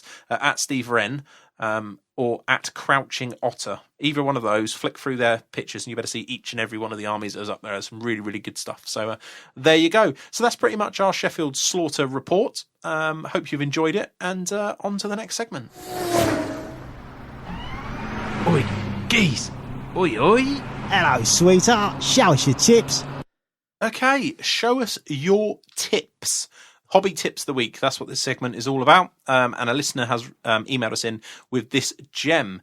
Now, I will try and post the pictures of this up because it's hard to tell because it's a hobby tip without seeing it, but it really, really was good. So first up, he really wanted to say he enjoyed the show. Thanks very much. We really appreciate it. I won't mention the gent's name because I don't know that if he wants it to be. Secondly, he wanted to send a hobby tip. He got back into the hobby over the last year and he's been focusing a lot on converting his models. One thing he's made a lot of use of is making rope out of 2 pieces of wire twisted together. It really is that simple, and this is what we're always looking for in these nice, simple things. Now, that sounds really odd. 2 pieces of wire doesn't sound like it necessarily could produce great rope, but the pictures of this is brilliant. I really It's all like down this. to the thickness of the wire, isn't it? Yeah. That's what makes it. And that's exactly what he says. He says he makes the rope using 2 lengths of wire or 1 piece folded in half. He's found that 28 gauge wire works well for Warhammer scale miniatures. He bought 24 yards of wire from a haberdashery department of John Lewis for a few quid, so it must be English. And he's sure that it'll last him practically forever, which is right. I mean, Wayne and I, just before we come on air, I was filtering around in a box of bits of stuff and found stuff that I'd bought ages ago that was useful to you now. That I've been sitting on for years. So there's always stuff like that. I've got a box of slate behind me that I bought about 10 years ago. That tub. Yeah, a tub of slate, and it's done an arm in half. So I've included a few examples in attached photos, which you'll be able to see in the on our forum, www.heelanhammer.com. Click on the forums tab and look for the episode section.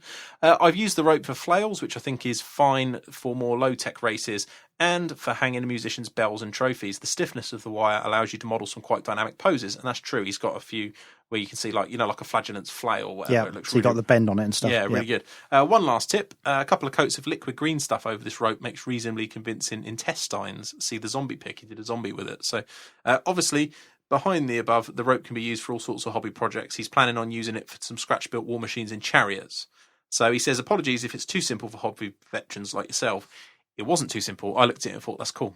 Because it's one of those things, it's a bit like, you get asked quite a lot about certain bits and pieces. Bowstrings is normally one, and there's a wide variety of things you can do for bowstrings, but that would be the other, is like reins, chains, that kind of stuff. You've seen people use, I certainly saw it at the weekend at the Sheffield Slaughter, quite a few small pieces of chain as things.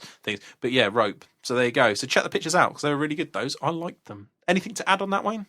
No, I've done a similar thing myself. Because if you go back to the really old White Dwarfs, they used to have a lot of these like really cool ideas. We used to do like rope and other things and make them like that. And it's quite good that stuff that kind of doesn't really get used anymore. And then you kind of mentioned it now, like it's, obviously it's not a new thing, but it's quite good seeing some of the old techniques coming back. Making myself sound very old at the moment, but no, it's really cool and it works. And I've seen it done many times. And obviously, depending on the thickness of the wire, you can do all sorts. So, say like you had rope on the like with the flagellants, sure, and you did that. If you took a thicker gauge, and then you could say like take a screaming bell and the rope work that's on the screaming bell, then you could add a load of extra thick. Maybe have some swinging bells, other bells, like on a furnace or something like that, and then add some stuff to it. So it's all down to the gauge of the wire, really, how it looks compared to the models. But it's great. It's a fairly simple thing to do. Obviously, you've got to take care when you're bending it to get it even. Because if you sort of slapdash with it, you'll find that the gapping will change as you twist the wire. Yeah, that's true. But if you're careful with it and get it nice and even, looks great. Good. No, so I appreciate that tip, Mr. Listener. And please, those are the kind of things we're after. Short, sweet, simple, and not everybody knows about them. And the results of this, I was really impressed with. So thanks very much. Are we sitting comfortably? Then we should begin. The story of the week. Okay, story of the week. Everyone sitting comfortably? This section is always about a little story of the week. And I thought we would pick The Fury of QuangooOO as our story. Now, Wayne's giggling already. So, or as I like to call it, epic fail. It was epic fail. So Wayne and I played a game at Heelanwood Studios. He popped over. It was a weird one, actually. I wasn't feeling too good after a crazy month or 2 months of just working ridiculous hours. We had the Sheffield Slaughter. I had a lot of other stuff going on, and I just didn't. I fancied the day off, and being self-employed, every now and then you do have your bonus. Wayne working shifts works out quite well. So we went to the club together on the Thursday night, and then I said about you being off, and you're like, oh, you're off, are you? So we were playing Warhammer at 10 o'clock in the morning, as a lot of people on Twitter like to point out that they weren't happy about that. But that was awesome, wasn't it? Yeah. I don't think we've ever done that before, have we? No, I think we might have done it once, but it's very rare that I have. Maybe that Beastman game we played, I remember playing actually. Oh yeah, that was in but that was ages ago. So yeah, it doesn't happen very often. So we came round, and I was thinking, we'll have a fluff game, and you were like, no, I'm bringing my filth. So I brought my filth, you brought your filth, and you had Skaven, I had Lism, and we were playing 2-400 for Adepticon, weren't we? Yes. So you had the lists aren't really important to the story, but you had a sort of a variant of a Skaven Screaming Bell led list, and I had a Slan Teto Echo and his friends list, and it was quite interesting. So main talking points of the game. Firstly, your love for Teto Echo, I suppose we should mention. Now, I was raging, wasn't I? Teto Echo, for those of you who by don't turn know. 2, I was, I was mildly unhappy after turn 1. By turn 2, I want to put my fist through the table. So Teto Echo, he's 185 points for a start. He's Lawmaster Heavens. So for a level 2 wizard that's Lawmaster Heavens, that's pretty good. Add in the fact he's got a 5-up ward save, is good. Add in the fact that he causes D3 units to Vanguard is pretty good, especially if you're using one unit as a character delivery system for Scar veterans. And you'd probably pay that for him. But he does have another ability, which is the one Wayne was more raging about, and that is the, I don't know if it's the Herald of Cosmic Events or the Stellar Staff, but one of the two abilities he has. You roll a dice at the beginning of the magic phase. On a 1, you have to re-roll your 6s. So you can't miscast, but it is annoying if you're trying to hit high casting values. On a 2+, you re-roll all the ones to cast, and the amount of times I failed to cast a spell on low dice, re-rolled them, and got them off was just, well, I don't know. And that's not on him. That's on all of you wizards. Yeah. So you were really pleased with him, weren't you? Oh, yeah, I did. Yeah. He was very welcome to the party, wasn't he? Oh, he's just so... And the amount of times you rolled ones. I know. It was crazy, and then re-roll them. It's just. There was a couple I did on 3 or 4 dice, wasn't there, where I rolled 2 ones and then just re-rolled them and got like a 5 and a 6 or something silly. So, I mean, it's hard enough dealing with the magic phase anyway, especially when you're generating all those extra dice, because it was kind of like, it was like 3 dice on a 5 up and 2 dice on a 6 up. And then 1 stored from your phase. And 1 stored from my phase, and then you're re-rolling ones. So the magic phase was horrendous. It was pretty nice. I'm not going to lie. It was pretty good. So it better be for the amount of points I invested in it. So yeah, that was quite good. I can't argue at all with that. And you were raging. But then, so we played. Now, long-term listeners will know that this has happened a lot to me. But Wayne's A-bomb I've renamed it Heelan Bane because it just ruins my armies, right? It doesn't work against anyone else apart from you. Like anyone else gets cannoned off first, 1 fireball, 1 cannonball, first shot's gone. Against you, he's just like... He's amazing. I can remember 2 games here at least where you've ended me by turn 3 with that thing. I remember playing 2 of the VC games when I'd done your bus. Yeah, probably 3 games then I can remember. Yeah, you did my bus a couple of times. You did my Graveguard foot unit. Twice. Yeah. And that was when you went on that awesome run, didn't you, against me? And it's all because of an A-bomb curb stomping me. And then we did. I remember the Slan and Temple Guard going down at 1 point to 1 as well, where I had a flaming banner in the unit as well, and you still killed through it. Yeah. And this was pretty much the same. I decided to kind of leave it alone. I thought it's all right. I had a Saurus unit with a Scarvetcher on foot in, and he had the Egg of QuangooOO, right? And if you don't know, at the start of it's actually quite well thought out, I think, for the points. It's very random, but it says at the start of the combat phase, before... not before anything, sorry. At the start of the combat phase, any unit in contact with him or his unit, you roll a dice in it, he unleashes the fury of QuangooOO. Now, which is quite good because you're low initiative, so that's irrelevant because it's at the start of the phase, and you don't have to make way first to use it because that wouldn't work either, would it? There would be a lot of complications to use it. So it's quite well thought out, whether by design or fluke, I don't know, but it was good. So I've been really wanting to use this for ages. So I charges a deep Saurus unit straight into the A-bomb, who's already taken a couple of wounds from a Scar veteran that he polished off early, just brushed him aside like, whatever. Because that was it. You were really trying to roll 5s or 6s, and it wasn't. You rolled the 1 or 2 twice, didn't you? First time didn't kill him, second time did kill him. I was like, oh, for God's sake! And then, so the Saurus unit charged him, and I was like, I'm going to unleash the fury of QuangooOO. And I can't remember why. I think you were trying to make a cup of tea or something. And I just kept saying it to you, like, do you just want to shut up? And I was like, no, the fury of QuangooOO. And then we rolled the dice. You built it up and built it up. And then you just rolled the rubbish one, I just rolled a 1. And it was D6, strength 3 hits or something, did nothing. And then I just carried on making the tea, didn't I? Was whatever, mate. Yeah, whatever. I was just like, no, QuangooOO, why? And that was that. And then we went on for combats, and I thought I was finally going to kill you, didn't I? You didn't roll very... You kept rolling the 1 and 2 on that one. Yeah. Didn't really do anything. Your Thunderstomp was absolutely rubbish. I held around. Then you charged a depleted Clan Rat unit onto the corner in the front. And the turn before that, you had 2 wounds and you had 4 regen saves. You made all 4 regen, didn't you? Survived. Yeah. And then the A-bomb, you rolled, was it the impact hit one you rolled or something? You destroyed you rolled rubbish, but you still destroyed like 5 models. 6 on a Thunderstomp, wasn't it? Yeah, that was it. Yeah. And then I killed you.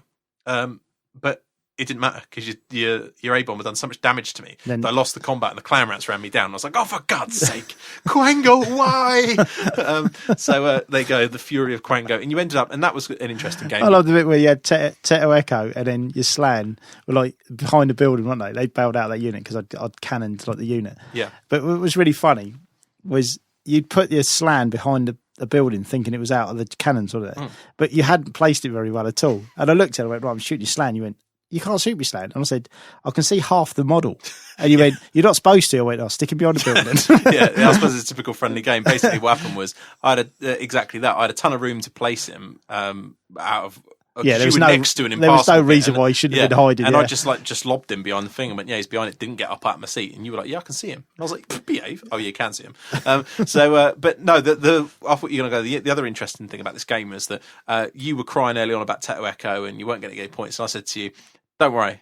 By the time you had Plague and 13th, didn't you? And you literally took, you irresistible 13th. I finished with the scroll, didn't I? I never got to use it because Yeah. you Irresistible at turn 3 killed. It was every time I was trying to bring the scroll out, wasn't I? I was trying to get Yeah. you to get rid of the scroll, and I kept rolling double He 6. killed like 19 Temple Guard.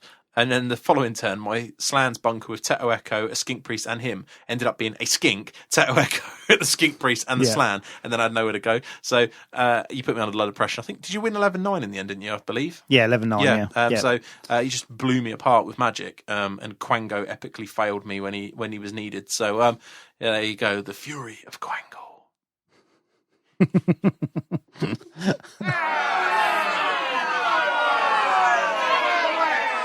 Okay, can everybody just calm down? Okay, very quick one then. Rant of the Week returns. Now, this segment, for those of you who haven't heard it, is not really Rant of the Week. It tends to be not us ranting, although sometimes we use it for that. It's internet rants or internet topics, really, of the week. And this week on Twitter, the place to be for random stuff, but is a very good Warhammer community internationally, really. There was an army posted up. I won't name the names. It was an army, and if you imagine this particular army was, if you go to a local toy shop and you get, your little plastic army men, you get a bucket of army men. This was like a bucket of insects, bucket of bugs. Let's call it a bucket of bugs, yeah. So it probably cost £5 for the whole bucket. MDF Sarissa precision bases, glued all the bugs on. So you got red bugs for corn stuff, blue bugs for a thing, and it was basically an insect army. Sand PVA'd on it, and left, and that was the army finished for a tournament. Now, this proceeded to get some massive hate on Twitter. I thought actually some of it was a little bit too far, but still, towards this army. Now, I thought we'd just touch on this subject, and the reason I didn't comment on Twitter is because I am. It's like, what's the English saying? Well, it might not be English. People in glass houses shouldn't throw stones, and that would be me. I have a Vargolf that is a very well modelled, in my opinion, Doomwolf, yeah. On a rock is a simplistic thing. It's on a plinth that I've modelled. And then there's your vampire bats. And my fell bats, which are Warhammer yeah. Quest bats, in nicely modelled trees and decent bases, right? So this is the thing I was going to ask you about. Now, I actually like the concept of the insect army. First thing I said when I saw that was, actually, that's quite a cool concept.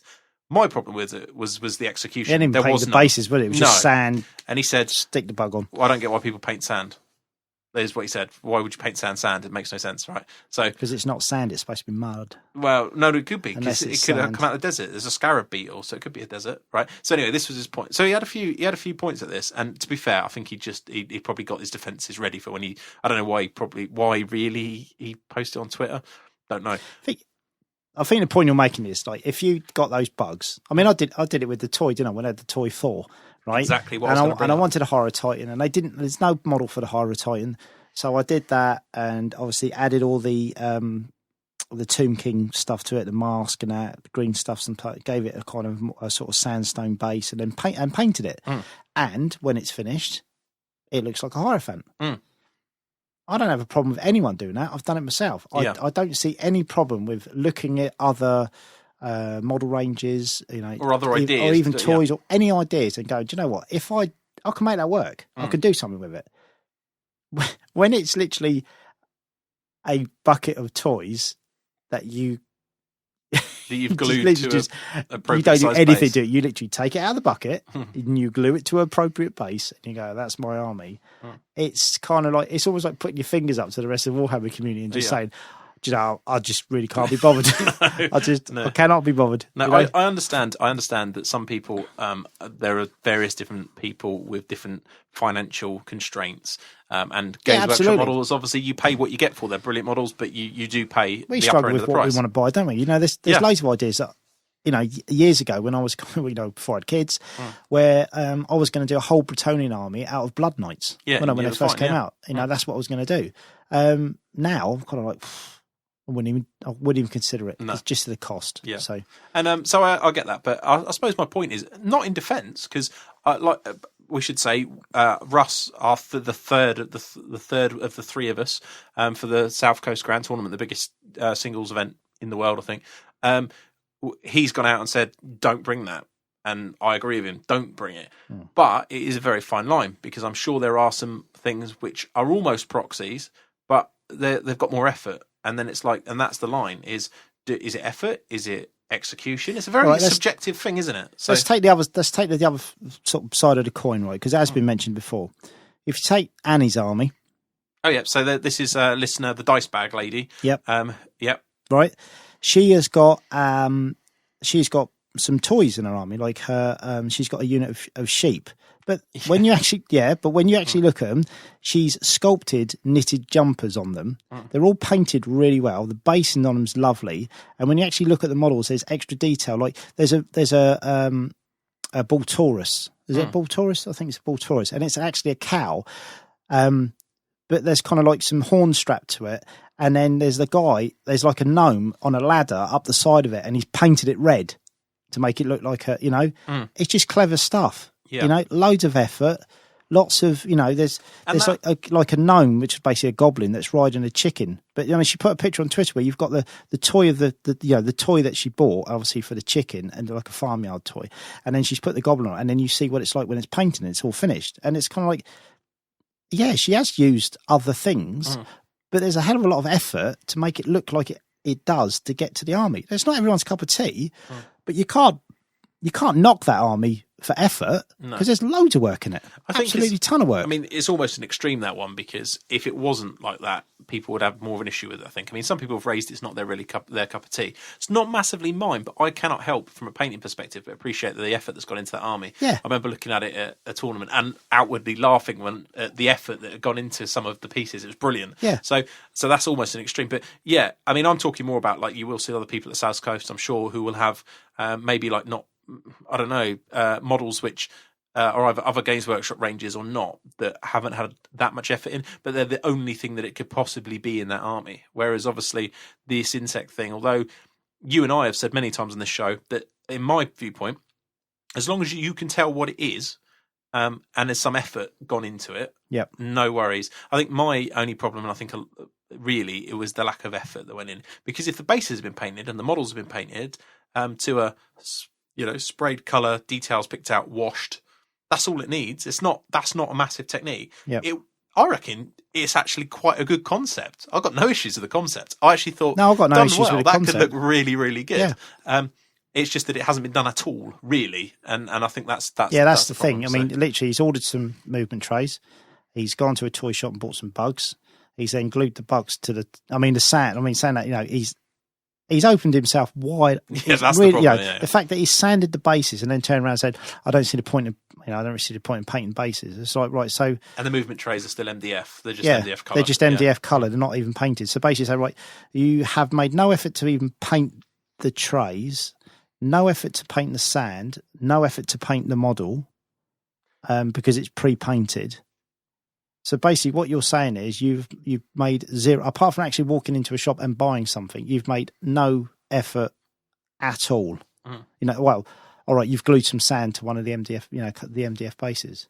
Yeah. It is kind of I can understand why people, I'm not going to go too much on him, because obviously his opinion of it was obviously completely different. He might be thinking, I don't really have a problem with this. I've got this, I've put it together.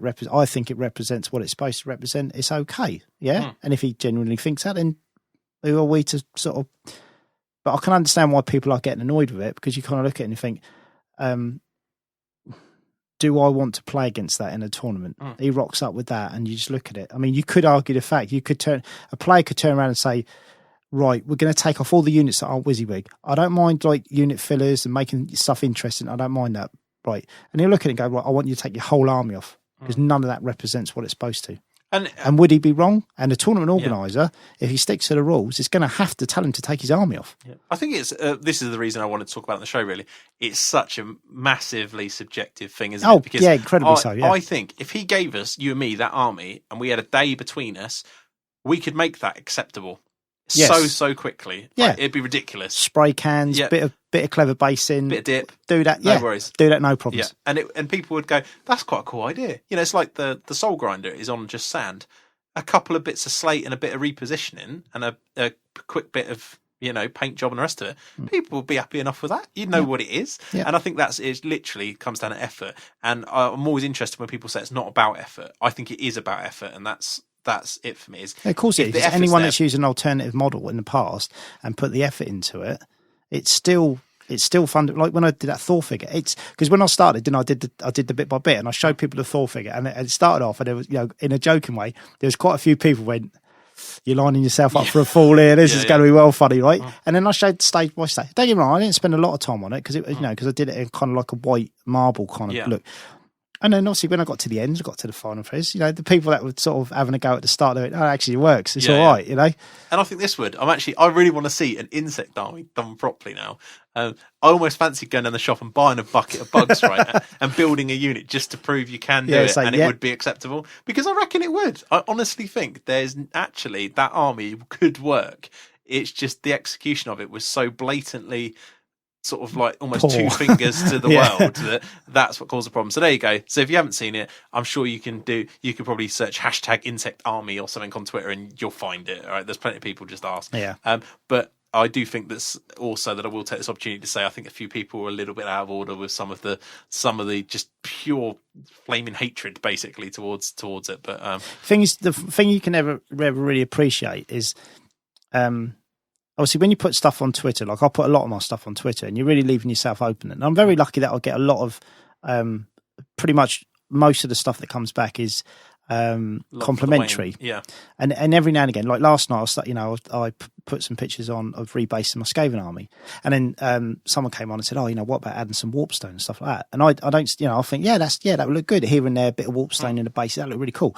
But I'm going to carry on the way I am, and then I might come back to it later because I've got an idea of how I could add it without having to sort of embed it, if you like, into the stuff. So I might come back to that later. So you kind of get that feedback, and that's good. But if you did something and in your eyes it was fine and you were quite happy with it and it wasn't a problem, and you got battered with just hatred for it, you know what I mean? It would really kind of, you're like, you probably never go on there again. No, unfortunately, it's a little bit, I mean, I suppose we get a bit hard skinned to it because we're kind of used to it. Not that we get a lot of it. We're really quite blessed with our listener base. It's fantastic. Yeah, but, we are very much so. Yeah. Over the years, we've certainly at points come in for a bit of flack for people, and you do get hard skinned to it. I mean, I've certainly grown a bit of a harder skin with being involved with ETC selection and the South Coast and things. You do get used to people shouting at you basically on the internet, but for a lot of people, that can be a very new thing, can't it? The biggest thing, I mean, mine's always been like jokingly when I've had some hassle on Twitter. I say hassle on Twitter, it's always been funny. It's always made me laugh. And the one thing that always pops up every now and again is my icon, my Twitter icon. Right? Looking rather rude. Yeah, which is a grey seer. But it's the really old artwork, basically when the first artwork that came out of Skaven, Jess Goodwin, and it's a grey seer manipulating a piece of warpstone. But obviously, on that small scale, a lot of people think it looks like something else, which we won't go into. No, not. But I do get every now and again that kind of comes back up, especially Ben Curry from Bad Dice. Yeah. He likes to he has a little poke about it now and again. Pardon the pun. So quite interesting that. But yeah, so there you go. I just wanted to mention that because I think that it's just a really, really fine line between what's acceptable. Taking my vampire army as a prime example, that made, as I said, that's a kick in the teeth, isn't it? That made a painting nomination at a. But your lizards didn't. My lizards didn't. Yeah, and that's got several what some people would deem proxies, but they're obviously well done proxies. So it's not meant to be a proxy. It's just I did it at the time and I thought that was okay. Some people disagree. I'm not saying they're wrong. So there you go. So yeah, open mind, people, and that's really the point. So excellent.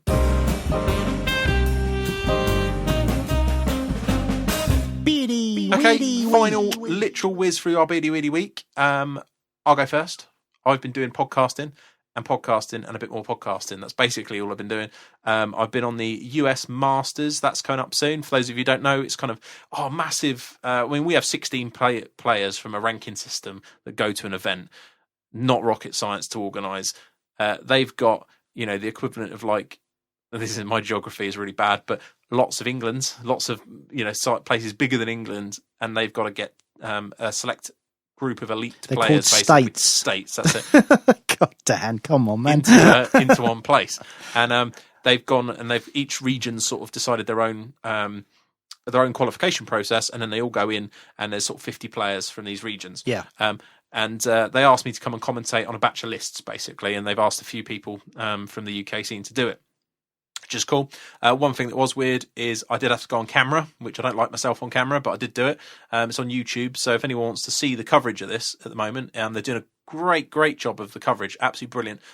Once Bitten 360 is the YouTube channel, and you'll see it all on there. Or you can see more information on this on www.wargamersusa.com.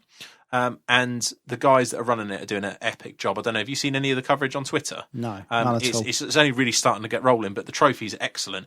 I know Warhammer legend Al Thompson, for long-term listeners that remember Al, who's out of the country at the moment, he has a trophy from the best general from when you guys went over to one of these from the States. Yep. And it's the same trophy as the ones they've got for the tournament, and it's brilliant. It's like a guy on a horse, and there's knights and stuff for the trophy. It's brilliant. They got t-shirts. Oh, that trophy. Yeah. I remember that trophy. Yeah. They got t-shirts for the region. They got loads of stuff. So they're really going all out with this. And the coverage is really good. So check that out if you're interested. It's also what I call a bit of a popcorn event on the internet, which means there's been a lot of, it's quite interesting. You know, we talk about it a lot, where the internet hatred and people having a pop at each other on the internet, but there has been a little bit of, shall we say, disagreements about some of the different opinions, and people having a bit of a pop at each other. So it's well worth a read with a bit of popcorn if you've got 5 minutes to yourself and you want to chuckle about internet stuff. So, but all that aside, I think it's going to be great for the scene. I mean, we like our Masters here. It always gets a decent following, and it's the people that go thoroughly enjoy it. And I'm sure, all the internet sort of rage aside, the guys, when they get there, all these different people from different regions, it almost be like a mini ETC environment, I'm sure, where everyone will be going out, getting drunk and having a really good time. So I'm massively looking forward to the coverage of this. And a lot of the guys out there, we're going to meet at Adepticon, so that'll be good as well. Cool. So yeah, definitely check that out. So that's basically what I've been doing. I've been podcasting, and I have actually picked up a paintbrush and started painting some more skinks, because as I said earlier in the show, skink cohorts win. Wayne, what have you been up to? I put the worries down since I got back from the Sheffield Slaughter, because I was going to carry on painting the juggers, because they were going to be for Adepticon, and kind of went, do I really want to be playing these anymore? No, there's no kind of love for them whatsoever. So then I had a game at the club and a game against you with the Skaven. Won both the games with quite a much more competitive list, much more solid list. You know, the Rat Ogres are gone. So does this count as A?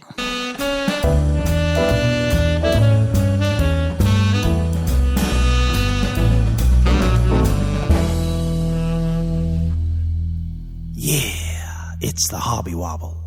Hobby Wobble. Is it Hobby Wobble or is it not? No, it's a list wobble. Oh, okay. List wobble. A list wobble. List wobble. But you've changed race? Yeah, well, the thing is, I made the decision not to take the Skaven to Adepticon because I didn't really know I was going to pack them. No, you did. That was say the big deal, wasn't it? Yeah. And now I've kind of like, I'm going to find a way. Yeah. So what I'm doing is going over a lot of the stuff that I'm not that happy with, that was kind of rushed out for tournaments and stuff in the last sort of year or so. I'm going to go over, repaint stuff, change stuff, rebasing the whole army, which is what I put some pictures on last night from. Really happy with the rebasing. Changes the whole look of the model completely. Got rid of all the retro green basing because it is very old school. So and then I've got, if I take the list I want to, I've got about 50 models to paint. So yeah, just really sort of ploughing into that and really enjoying it. And because of the rebasing, obviously it's a ton more work to do with the extra models I've got to paint, but because of how much it's changed the look of the army rebasing. I'm really sort of pumped up for it at the moment, and I know the list can work. It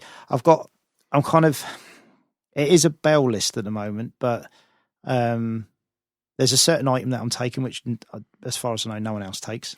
Secret squirrel items, we like these. Yeah. And I just close lists. I can't understand why people aren't taking it, and I think it's going to be awesome. Ooh, answers on a postcard, yeah. So yeah, we'll keep that one secret. And yeah, I just think, because the weekend, if I'd taken a 2000 as competitive as I could do Skaven, even though Skaven in the current thing with obviously the Dark Elves, Warriors and Demons aren't that good, I was kind of looking, I thought, would I have actually picked up that many less points, or maybe had the chance of picking more points up with Skaven at the Slaughter? I probably could have, picked up more points, to be honest, and done better with it, and enjoyed it more. Yeah, it's a possibility. So yeah, I'm taking this. The Skaven are coming to America. They're going. It's going to be great. And it's a 5-game tournament as well to Adepticon. It is, yeah. So Really early finish, actually, on I Sunday. prefer 5-game tournaments. So yeah, I'm looking forward to it. I just got to work out how I'm going to pack it without, because I want to take it on as hand luggage. I don't want it going through the. No. I don't want it going through the baggage because it gets smashed to bits. I think you probably want what I'm sitting next to under here, which is a 432 battle foam bag with probably a couple of custom sheets in it to get some of those bigger models. But yeah, it's I'm not looking forward to packing the lizards. Actually, it's going to be a little bit interesting. I think that's what I'm going to go with. I'm still not going to say categorically that I'm going to take lizardmen, but that's what I'm hoping to. So movement trays as well. I want to redo all my movement trays, but I want them to all be scenic, so they're all kind of like ruins and stuff to match. And I just want it. That's the hardest bit of transport, probably. Yeah, it is absolutely. Yeah, but you could pack that in your suitcase, couldn't you? Packed well, so yeah, I probably could. Yeah, you're probably right. Because I had a vision of how I wanted the army to look, and it's never quite looked that way. I know that feeling. Yeah, you know, it's always been like I'm quite happy with it, but it's never been right. And with this new base in and the way I want to go with the rest of it, I'm thinking, I could actually achieve that now. So really, it's just, and I love the fact that at Adepticon you don't have to submit the list until the morning of the tournament. Old school. Yeah, which means that if I don't quite make it with the painting, it doesn't matter. I can add something I've already got done. Yeah. So that's cool. I'm really happy with that. Oh, and what I need to know is, are you taking snakes on a plane? Are you taking your big A-bomb? Your snake A-bomb? Yes. Cool. That's having a bit of a repaint. Yeah. Because I want to put some, I'm going to do some, the aim is to do some freehand on it with markings, like clan markings. Oh, yeah. And stuff like that. And I want to change because it had that kind of pallid green look to it. I want to change that because even though I quite liked it, it never really fitted the rest of the army. So I'm going to change that. That's literally going to be the last thing I do because it takes ages to paint that model. It took me ages to paint it last time. So I'm going to leave that right to the last thing. See what time you got. See what time I got. And then if I've got enough time, I'll take it on. But I also, do you remember the Screaming, I've got the old school Screaming Bell painted, which I converted with the Rat Ogre pushing it and the guy on the back with a big striker back and the bell and all that. But you know the one I started converting out of the Mies miniatures, the two-headed like giant Rat Ogre with the bell on the back, and I want to take that. I want to finish that and take that because that would just make a really big centerpiece to the army. Sure. So I've got a ton of work to do, but hopefully I can pull it off. Good. Well, it sounds like you've got a busy period ahead. Mine is literally doing some more podcasting because we've got some saucy shows coming and painting skinks. I think that's basically, I can see my next 4 podcast episodes going, I've been painting skinks, but we'll get there eventually. So, and Teto Echo. Oh, man. Yeah, we're painting him up because that I'm looking forward to that one because it is an awesome model. So, there you go. It is a lovely model, I must admit. Yeah, that's the one thing I like about it. You'll be playing it many more times yet. So, there you go. But the other thing, your Teto Echo was quality though. He had a 40mm base and then he had a skink for his blue tag to it as well. He goes, that's Teto Echo. I was like, yeah, of course it is. That's what I'm saying. I can't be throwing no stones at people's armies. So, good stuff. I think that's us. So I want to thank you all for joining us.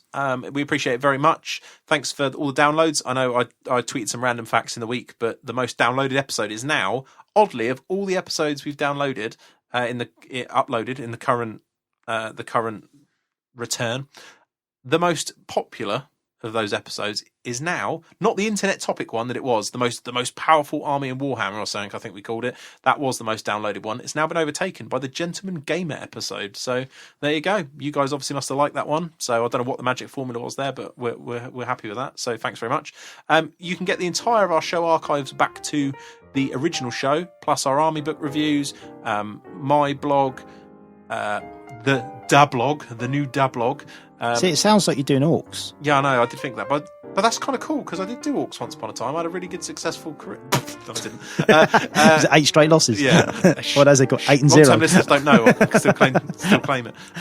So yeah, all that kind of stuff is on our saucy section, which for £18 a year you get a subscription for the whole year and access to that special area of the forum. And as I say, you get a load of extra shows. The idea is normally about 2 shows a month with a bit of a gap around December, Jan because of the holidays and busy times. So that's up there. That helps support the show, helps us run, helps us buy new equipment, and pay for things like White Dwarf subscriptions and other things that we need necessary for the show. So please help us support there. We're still looking for some help for Adepticon. If you have got a spare few pounds or dollars that you'd like, we've had massive support from our fan base on this, and we really want to thank everybody that's donated. It's been awesome, and every it's penny been so good. It's been excellent. We've still got a bit of a deficit that we're funding at the moment, so anything you can help with there's a donate button on the forum. 5-star iTunes reviews. If you really enjoy our show, please drop us a decent review on iTunes. It helps us move up the chart and helps new listeners to find us. Check out our forum, www.heelanhammer.com. Click on the forums tab. Really active stuff there. Something I didn't mention in the show because we were running short on time, but Dave Fraser, who's one of the guys from the Scottish scene, has a fantastic army painting blog on there. The work rate this guy does, he even puts Wayne to shame in terms of quantity of stuff he fires out. Some brilliant stuff on there, and that's still a really active part of our forum. If you're new to it and you sign up, please drop me an email with your username so I can activate you, because in order to stop the spam, we just have it on administration, but I might miss you if you don't email me, so make sure you do that.